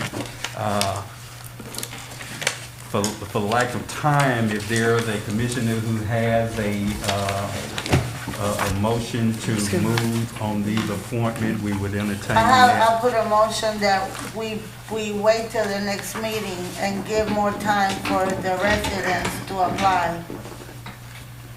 Supposed to be diversified. There's a second. Second. Been moved by Commissioner Perez and properly second by Commissioner Gonzalez that we delay this process of this board to the next commission meeting to allow time for residents to apply. Call for question. Hearing none. Are you ready for a vote? Roll call, Madam Clerk. Commissioner Perez, Yes. Commissioner Gonzalez, Yes. Commissioner Bolden, No? Vice Mayor Mervin, No. Mayor Bab, No. Motion failed by a lack of a majority. Mayor Bell, I would like to put forth a motion that we go ahead on and approve the members for the ZAP board. We have limited, we have enough here to go ahead and do the ZAP board. So I move that we will nominate Carl Booth, St. Cloud Cowan, Eleanor Babb, Everett McPherson, and what's his other lady name? Terminal Dowdell, and as the 5, and then we will nominate Carl Morrison and Mrs. Phillips for the alternates. That's my motion, Mayor. Could you repeat that? We have enough to do that tonight. Are we not supposed to, each one of us, do two? That's a motion that I put on the floor, Mayor. Could you repeat those names? We'll get to questions. He's asking for the names to be repeated. Oh, for the 5 will be Carl Lee Booth, St. Clair Cowan, Eleanor Babb, Everett McPherson. 1, 2, 3, 4. Patricia Wallace will make 5, and then your 2 alternates will be Tamron Dardell and Mrs. Phillips. That's a very diversified committee. Mayor, this been out for like, Mayor, that's the most, they have been asking for a ZAP board, I think for like 3 or 4 meetings now, and I know there are some projects that's coming up. Commissioner Perez, you're a liar. There's projects that's coming up that need the ZAP board to be on board so we can continue moving forward. So that's my motion. Is there a second? I'll second. It has been moved by Vice Mayor Mervin and properly second by Commissioner Bowden that we appoint the said names to the ZAP board. What 5. happened to Regina Bolden? Because she's the most We'll experienced on there. do the question when it comes to questions. Isn't it now a question? You gotta. I need to call for it though. You keep interrupting there. Call for question, Commissioner Perez. Okay. You pick these members based on what? How did you pick them? Because they're all your friends and they're all in other committees and it's the same people you hate? Is that why? Remember, I don't need to answer that, No, you don't have to answer but I will answer that. These citizens went into the city when they put out to apply for the ZAP board. These citizens, I didn't have them fill these out. This is not my filling it out. I know you too. Okay, then tell me how to pick you because I know you. So, but anyway, Mayor Babb, these citizens went into the committee. They went and filled out the application like anyone can that they put out a notification to go into City Hall to fill them out. So they took time and went and filled out the board. So why we have to wait when they went ever since March 14th? Ever since March 14th, they went out and. White, the only white person that applied. You talk about this You're diversified, talking. and you only have black people in the Commissioner committee. Perez, be recognized and then make your comments, but you just. That's my answer, Mayor. Any other questions? Commissioner Bowden, any questions? I would agree that this board is critical to the business of the city. We need to make a move to complete this board as soon as we can. We got a housing development coming up that they're gonna need a site plan review completed by this board. So time is of the essence. And I What think that we housing need committee we're getting? Huh? What housing? The one at the old hospital site that's going up, the 41 units, townhomes. And so what do they have to decide on that? It's a site plan. They have to look at it and review it and approve the plan. And these people that she's talking about are qualified to read the site They're plan? citizens, yeah. They don't have to be engineers or rocket scientists, just individual community members that can. That can make a decision on the site plan. Yeah. It's been that way since the. I know, look at Pahokee, you could tell. Okay, in addition to questions. Okay, so she's picking out people for us, and we're supposed to have 2 Yeah, people she's coming in. making a committee. She Yeah, just this is voted on a committee. I'm saying we agree, we each pick 2, so you're gonna let her No, pick that's 2 for us. that's the ARPA board we was picking 2. We specifically indicated that each commissioner would pick 2 individuals, and the mayor will pick 3 for a total of 11 members on the ARCA board. This is a ZAP board, and it doesn't have any stipulation how it should be chosen in there. Yeah, 'cause I specifically talked to a couple of people by signing an application. Mayor, it's a motion on the And I floor. don't That's the hear- motion. They can vote it up or vote it down. It's a I motion. haven't heard not one This is a name. question I haven't for, heard not one name of the people that have spoken about the zoning group. I haven't heard their name being mentioned. So that raises concerns. So, What is it? In additional questions? Hearing none, we're gonna move for a vote. City clerk, roll call, please. get it. Vice Mayor Mervin, Yes. Commissioner Bowden, Yes. Commissioner Gonzalez, no. Commissioner Perez, Nope. Mayor Bab. Yes. Motion passed by majority 3-2 vote. Now, I do have a question. Uh-huh. Which member is appointed for 1 year? Which member is appointed for 2 years? Which was appointed for 3? Okay, and if I may, Mr. Mayor? Yes. So normally, when you would have done this, you all would have been, when it was, this ordinance has been in place since 1998. And so if you had been, I guess, meeting technically frequently, then you would have had, at one point, one member would have been appointed for a term of 1 year, 2 members shall be appointed for a term of 2 years. And this was supposed to be in place so that you could have staggered terms, but because you've, I guess, over a period of the last year or so, people just fell off of the board, and now you're appointing all 7 members at one time. So the clerk's concern is a valid one, and so now, as a second vote, you may want to come back and designate which one member shall be appointed for a 1-year term. It says that 1 year, 1 member shall be appointed for a 1-year term, 2 members shall be appointed for a term of 2 years, 2 members shall be appointed for a term of 3 years. So that's what you have. So you have basically, out of the folks that you name, you got to think about which one is only going to serve for a year, which 2 are going to serve for 2 years, and which 3 will serve for 3 years. And then in addition, it says 2 alternates shall be appointed for a period of 3 years each. So your alternates get 3 years automatically. I would suggest maybe taking a look at the date the application was completed, and those first 2 who completed it the most earliest out of the 5 would be the 3-year term.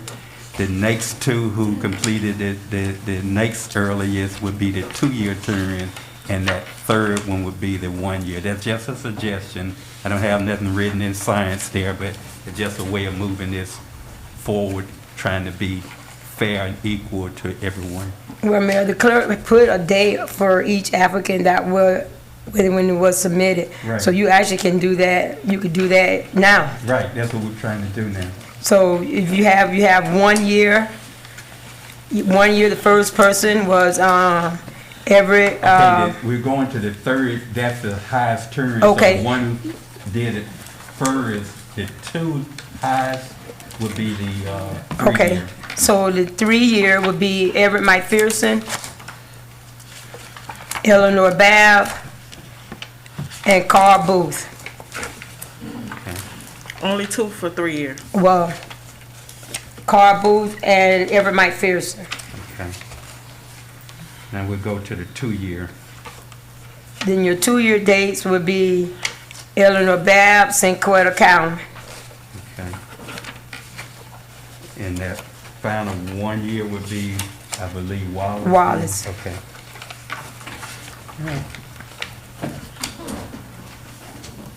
And so then you said the alternates, who is Phillips and The Dardell? alternates, they would serve out Already a 3? term of 3 years? 3 years, yes, Yeah, sir. Okay, that's alternate.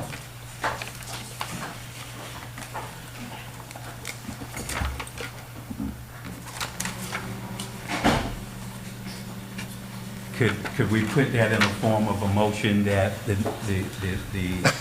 terms, if we could? Okay, now I can't remember the names I said, I put them. But the, You want the clerk to read it back for you? yeah, read me it. Carl Booth, 3-year term. Everett McPherson, 3-year term. Sanqueto Cowan, 2-year. Eleanor Babb, 2-year, and Patricia Wallace, 1 year. Alternates are Okay, automatically 3 years. hold on a minute. I have Everett McPherson. I would like to volunteer and move mine from 3 to 2 or 1. Okay, so we'll make Wallace, then she'll be the next in line for the 3, and Everett McPherson for the 1.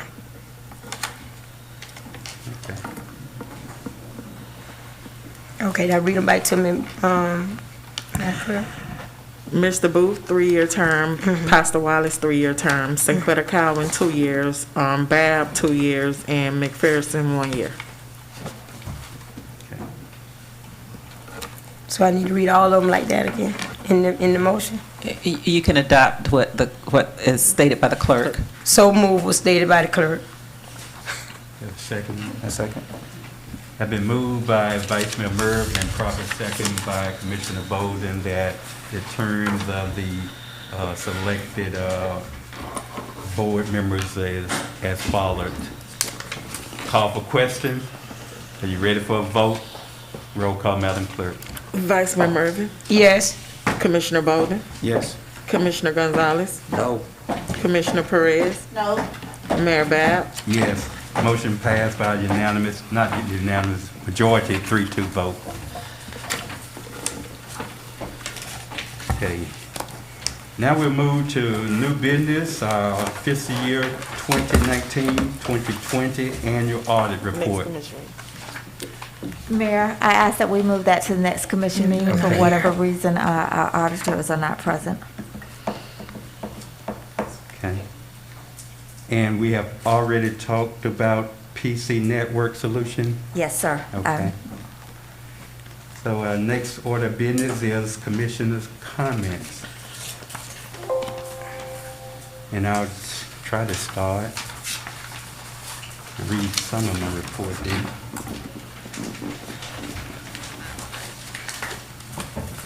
First of all, I'd just like for us to have our interim city manager and the one that actually coming on board tomorrow to continue the process that we had initiated a few weeks back, which is looking at the process of annexation of the incorporated areas of our city, which will include Paget Island, Frem Village, Dove Land, and all the other adjacent properties. That's going to be probably a long process, but we want to make sure that our interim get up and running and moving that process forward to see if that's going to be a viable way to get those properties incorporated in our area. I also want to just encourage our commission, and this is on an individual basis, but for us to do quarterly walkthrough and listening sessions to our community. I know the first thing that we heard when we were elected or running for office, that person don't show up or don't be in our community unless it's election time. We can dispel that myth, you know, if we all do that on a regular basis.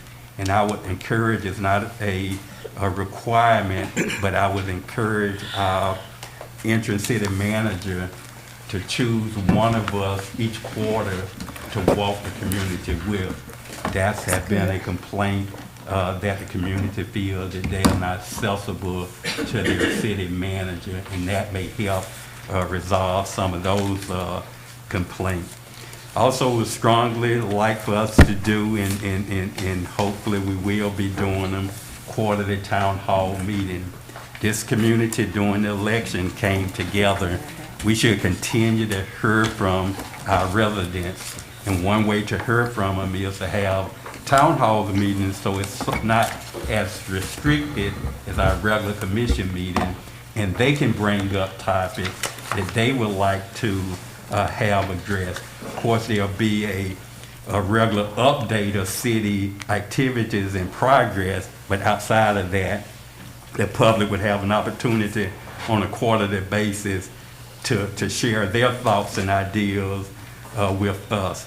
I also like for us to have our IT company look at including Spanish and Creole as part of the live streaming. I think they have a system where they can do it, and it's not, I don't believe it's additional cost, but even if it is, we need to have the cost of that and see whether or not that's something we want to have done. Again, we talked about having the mayor report returned on the regular agenda, which is being taken care of. That's no issue. Also, I want to thank Ms. Adam for her written report, and I think even Mr. Thompson has started prior to his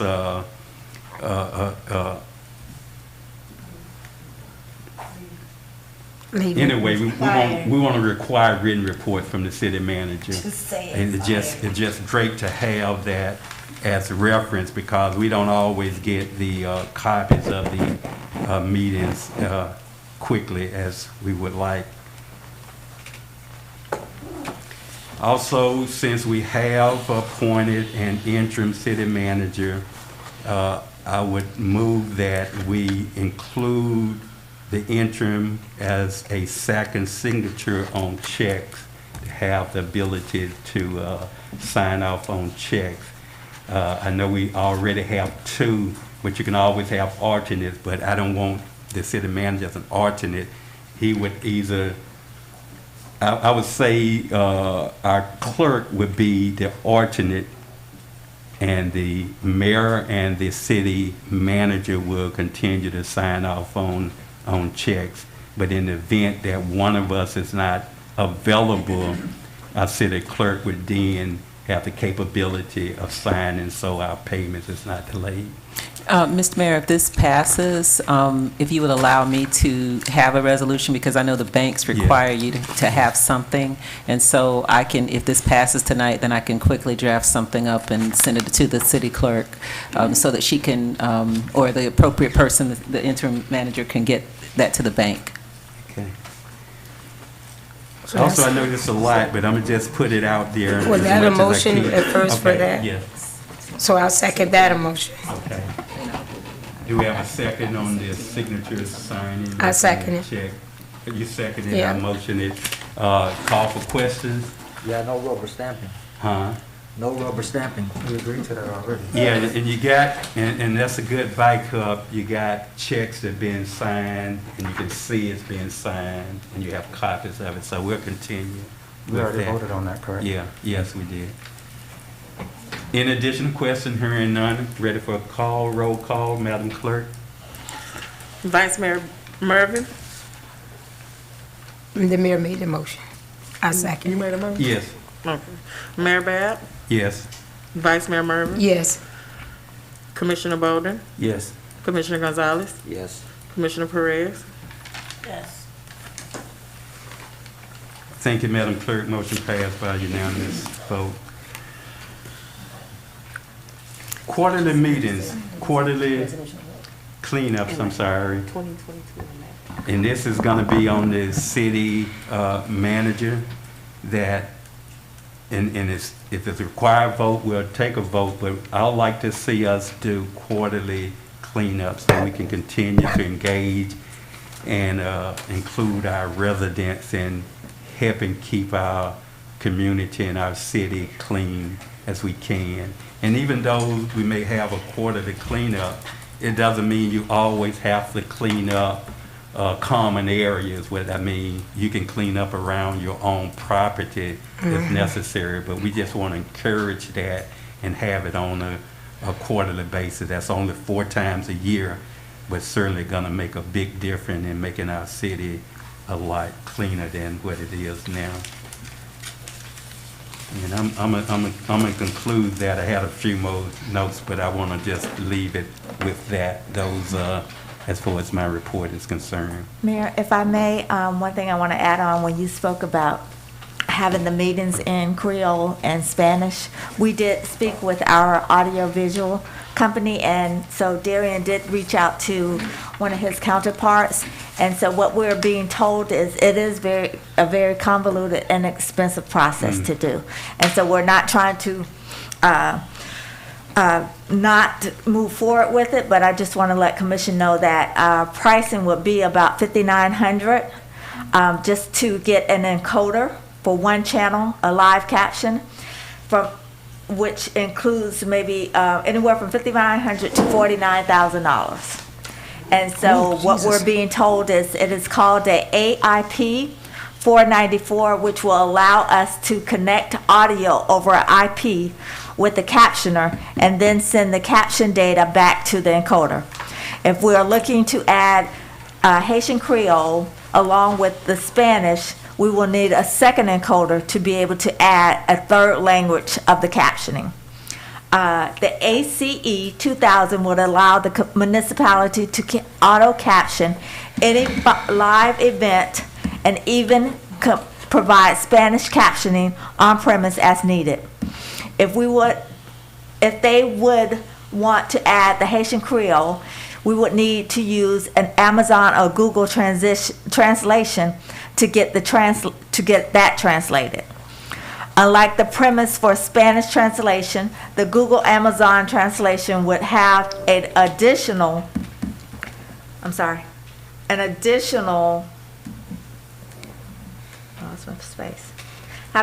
cost. The cost would be dependent on how much the content we are captioning.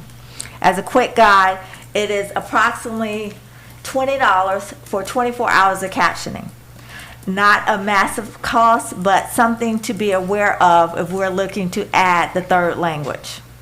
Also, that in that case, it would need to be an additional encoder separate from the internal one in the ACE unit. If we're looking solely at captioning only our city council meetings in English, purchasing the encoder, and going with a live captioning company would probably be our best option financially. If we're looking to provide captions for all meetings and add Spanish caption, the ACE unit would be a much better financial option. So anywhere from $5,900 to $49,000, and then you have to take it into consideration. We still have additional IT upgrades that we need to do in our chamber as well. So. Okay, maybe at some point we can get a more accurate breakdown so we'll know exactly what we're looking at as far as cost. Another alternative for just real special meeting in critical areas of discussion, we may end up trying to see if we can get a volunteer interpreter, both Creole and Spanish. Now that I would tell you is going to take a little more time because, say for instance, if I'm speaking on an issue, then we have to allow the interpreter to tell the audience what we're saying. So I'm not saying that's a workable solution, but that is maybe an alternative to look at outside of the cost factor. But that's something I just want us to at least look at and see if it's possible to do that, if it's a reasonable cost that we could inquire. Okay, if I may and be able to add on this component of it, live captioning service from what is called a VITAC is free to use existing municipal piggybacking contracts, but the English captioning is $110 per hour. English to Spanish captioning is $350 per hour, and English to Creole captioning is $100 per hour, which is a total of about $560 per hour.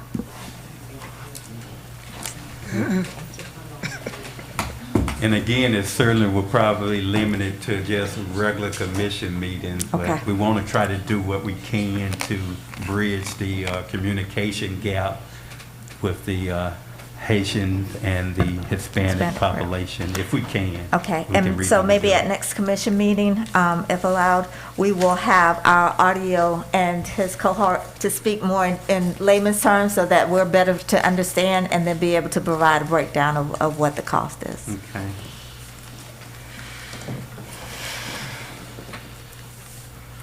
And that would conclude my report. I'll now move to Commissioner Gonzalez and work myself from left to right. I'll let you go ahead and talk. You seem to know everything. Go ahead. Okay. Wow. Commissioner Bowden. I'll just say, we all have a responsibility, whether you're sitting up here or whether you're out there. I know things have been really rough, over the past year. There's been a lot of back and forth from up here to the audience. We all have a responsibility, guys, and emotional intelligence is the word that sticks out. You may not agree with things. It wasn't right before, it's not right now.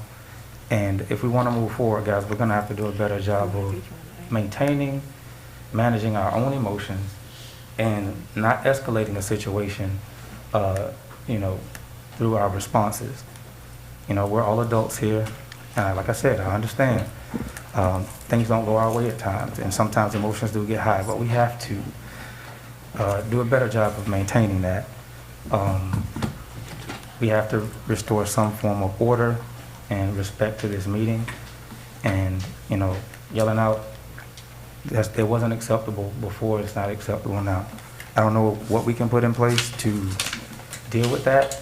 I think we need more strict guidelines as far as that goes, so that we can do the business of Pahokee. Thank you. Commissioner Perez. I don't have nothing to say. Thank you. Vice Mayor Murphy. Mayor Bab, just something short, and I have some pictures that I would like to see, but before I do that one, the city clerk, you brought up at one of the meetings about the 3-minute, that we voted on, the 3-minute, that they cannot Exceed and have anyone to lend their time. I would like to move a motion that we strike that and that we do allow residents to extend their time, probably up to just only like 2 or 3, not like the whole building, 10, 11, 12 people. But I would like to move that we do allow residents, so sometimes, the 3 minutes is not enough, so that, so I would like to move that we do allow residents, if they want to extend their time to someone, that we do allow that. That's my motion on that one. I would amend that just a little, that not add an additional 3 minutes to someone's extended time, but maybe a minute or no more than 2 additional minutes per extension. That would be. I just don't want to see another 3 minutes being added every time, because you're hearing basically the same thing. Yeah, being so that repeated. will I'll amend it to that as what the mayor said. Which one? That they would have the 3 minutes. One or the 2? 1 or 2. 2, say 2.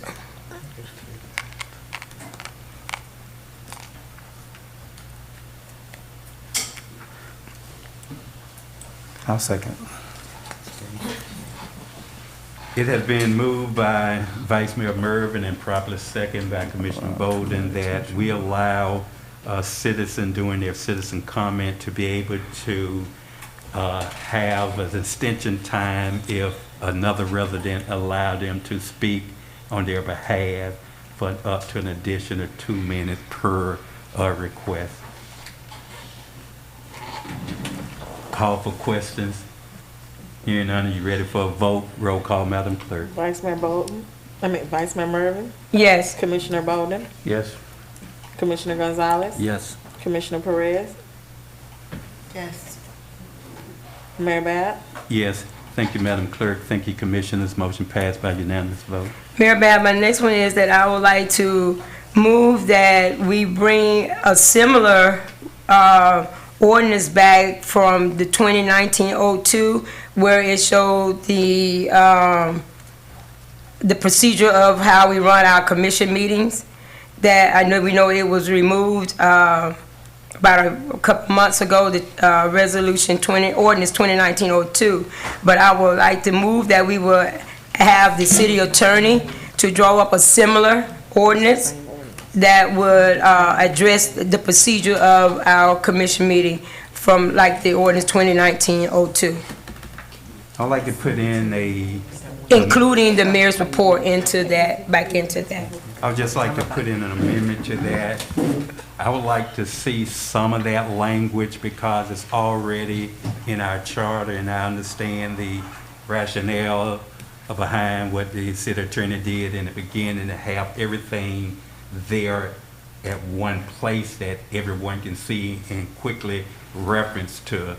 But I think we all have our charter, and we can find those individual places that we need to.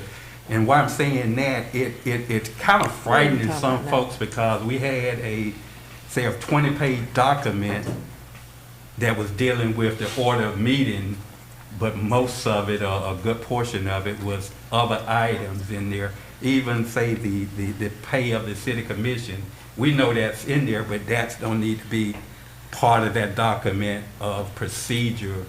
That's all I'm saying. If we can just eliminate that part of it, just put in the procedure part and how we conduct our meetings, and when you can make a request to add an item and all of that, that's fine. That's part of your operating procedure. But the other information, I think we really don't need it. We don't need to pass out a 20-page document, because most people, when they see 20 pages, they're not going to read it, and they're going to think it's just, what are y'all changing that much that we need 20 pages? And I don't know. I think it was explained to them in the beginning why that document was so long, but I'm just saying that part of that.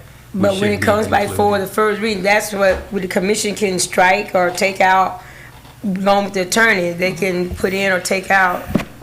Well, through the mayor, I can take the ordinance that you're speaking of, strike through some, and I think I know some of the things that you're mentioning, which had to do with maybe travel and per diem and things like that, and it did have the salary in there. We can take that out, and I can show the strikes to just ensure that's what you all intend, and then if it's what you want to pass, or if you want to take out some additional language, then you can, tell me to strike it further.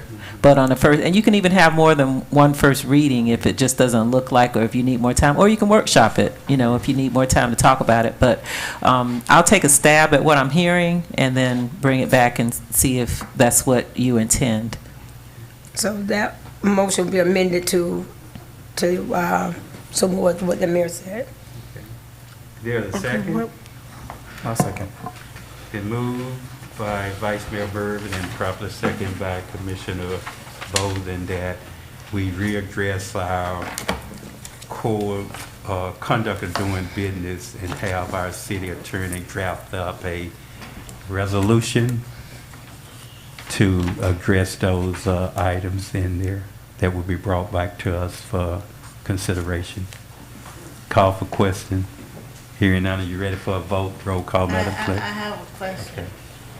Is this an intent to quiet the interaction or the rest of the commissioners to be able to answer any questions? Only the mayor could answer it. No, that, And yeah. for the life, that if you were ever an employee or a commissioner or anything to do with the city, if you ever work for the city and you ever get a lawsuit or a judgment or whatever, the city attorney has to represent you, and the city needs to take care of your judgment. All that was part of 2019-02.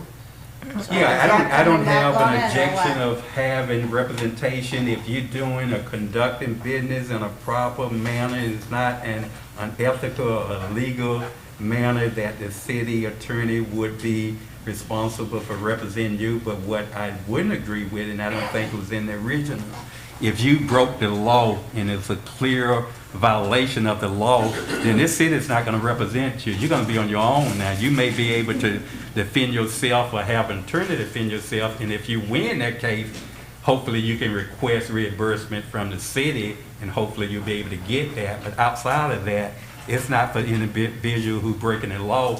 It's an individual who's doing their job in the manner in which it should be done, and someone just wants to sue them for doing that.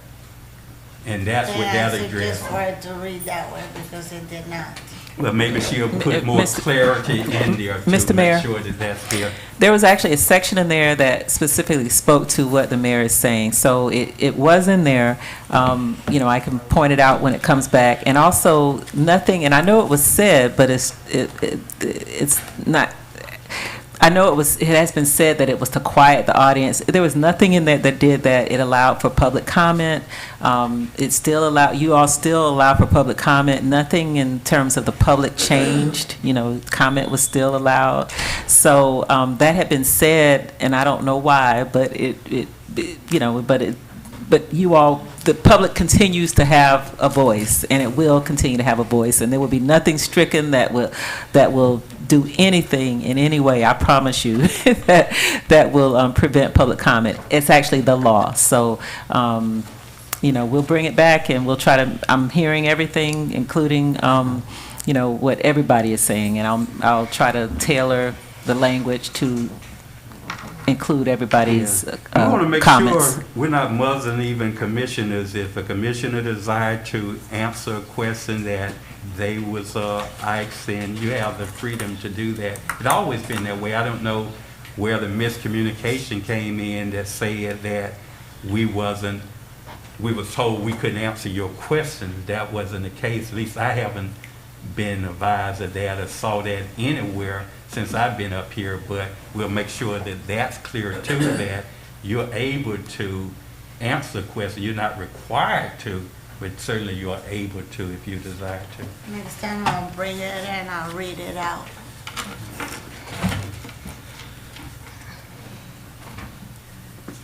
Okay. That's a motion. We didn't vote on it, we got to vote. Okay. A roll call, Madam Clerk. Vice Mayor Mervin? Yes. Commissioner Bolden? Yes. Commissioner Gonzalez? Yes. Commissioner Perez? No. Mayor Bab? Yes. Motion passed by a 4-1 majority. Mayor, last but not least, I have some pictures. I went around the city today. We say we want the city to be a city of choice. We have to take care, well, you hit it on a little bit, of cleaning up around our own front door. But there are some areas in the city, and plus there's also an ordinance that also addresses it, where Article 3, dangerous buildings, in Section 6, 67. And when we ride through the city, Mayor, there are some buildings here that's very unsafe for residents. And so I have some pictures. If the IT will show these pictures, that these buildings that you see, and some of them have been addressed before, but we need to do a better job as a city, and even some of the city buildings that we need to, this building we know is over by the bank. Someone purchased this building already, but this building is unsafe, and rocks is falling off the building. Someone is going to literally get hurt by some of these buildings. That's the same building across from Papa Jimmy's. But I just wanted the residents to see some of it. But we really need to get a big handle on some of these structures that's in the city of Pahokee. I don't know, our building inspector, along with the code enforcer, need to go out and tag these buildings, but if you read your ordinance, there's ways that they can, like, look at this. This is, the roof is falling off this house. You know, this. And for years, we have requested some type of sticker, some type of notice, so even residents, when they pass by, they already know that's on the code enforcement and it's being addressed, because if nothing is there, you really don't know. Yeah, and some of the property that you see is even some in the county. It's some of the county-owned property, but within the city. Mm-hmm. So we need to even touch with the bases with the county, with the overgrown greenery that growing into these canals that you can't even see coming out of East McClure Road. A lot of this stuff it really needs to be addressed. So like a building, we need to go to who own these buildings. Some of our the property owners of these. Talk, what are they going to do to these buildings? If they're going to just leave them, if not, they need to follow the code, put some strict guidelines on these buildings and get them up to code. Because we're talking about a community of choice, and, you know, some of these buildings are 50, 60, 70 years old. Yeah.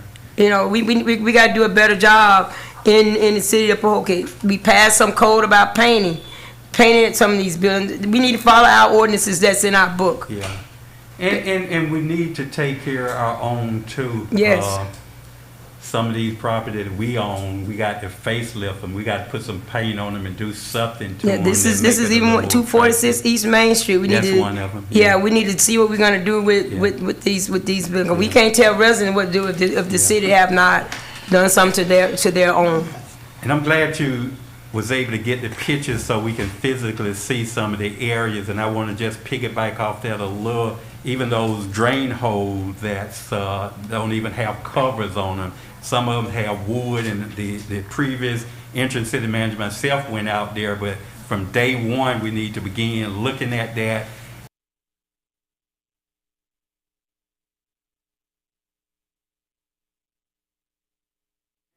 In bad shape, it's a hazard if people are falling, getting injured, the sidewalks are broken. So some of that ARPA money, and I know the previous city manager was talking about infrastructure, some of it definitely gonna need to be placed on infrastructure, but we're gonna have to pave over even thing nothing but a Band-Aid effect. Correct some of these potholes and hazardous roads and sidewalks that we have in this community. There was a resolution done in 2017-28 on some of the property where they did was tagged, but would never follow up on. So we need to take care, because look at this. This is in the core of the city. This is what we're trying to build up, and you know, we need to find who owns these properties and send letters to the owners of these. What are they going to do with it? They need to do something with these properties or demolish them. I would also say that Ms. Adams went out with you to review a property that one of the residents fell on. It's a bad road, I mean, really bad, that need attention almost immediately.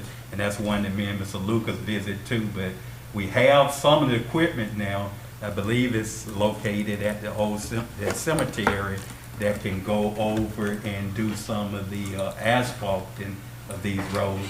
We got construction going, so we can get some of their muck and dirt and sand rock and fix some of these roads as soon as we can.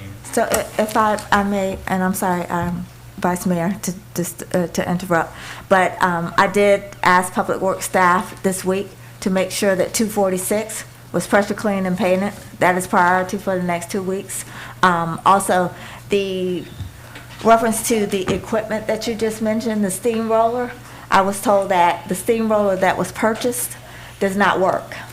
So whether it's ignition switch or we can get it cranked, but it doesn't move, it cuts off. So that was a steamroller that we have to look at to see if we just purchased something that is not adequate.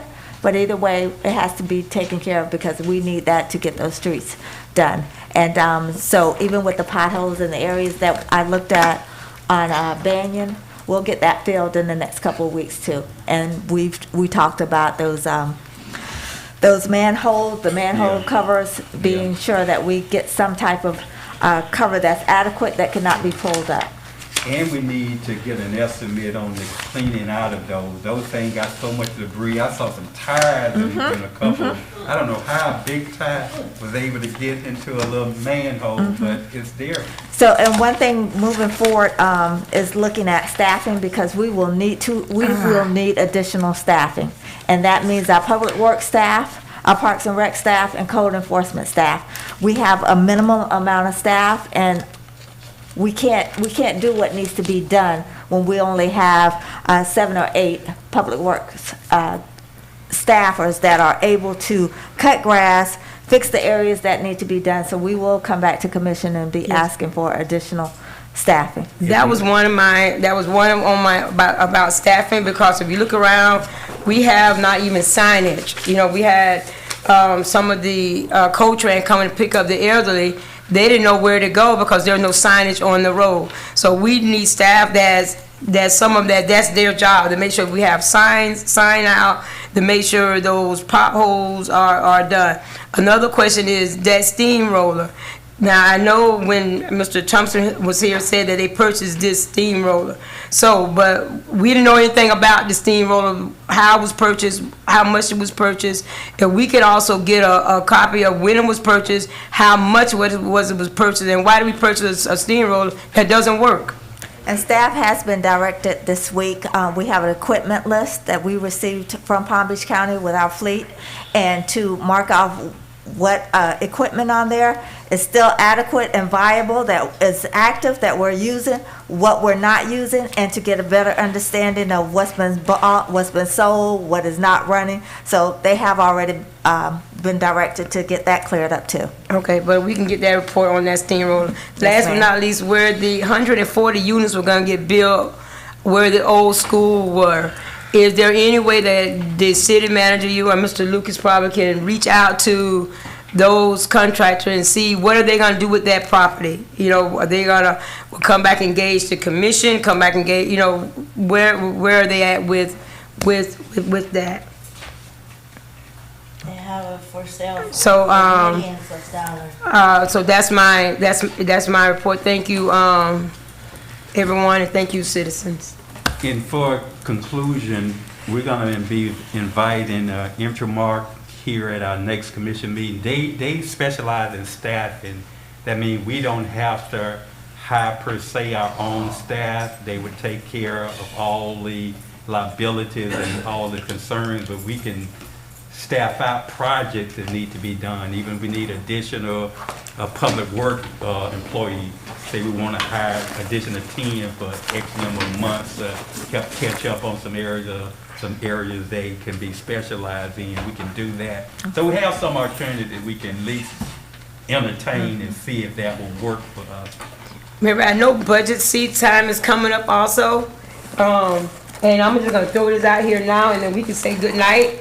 I'm hoping and praying that in this budget that we can find some funds for our public works department, our employees that's making less than $15 an hour. I think that now the city of Pahokee should be at least $15 an hour. So I'm asking staff to be able to find somewhere in the budget that that would be our minimum pay in the city of Pahokee would be $15 an hour. I think the majority of them brought up to at least 14, so we're really close to being there, but we certainly. But I'm can asking get for to that 15 bid. there. I agree with that. I'm just saying, we're not that far off right now. I'll entertain a motion for the adjournment. I second. It's been moved and probably second. Questions? Hearing none. Roll call, Madam Clerk. I motion for the adjournment. Mayor Babb? Yes. Commissioner Bolden? Yes. Vice Mayor Marvin? Yes. Commissioner Perez? Yes. Commissioner Gonzalez? Yes. Meeting adjourned. Thank everybody for coming.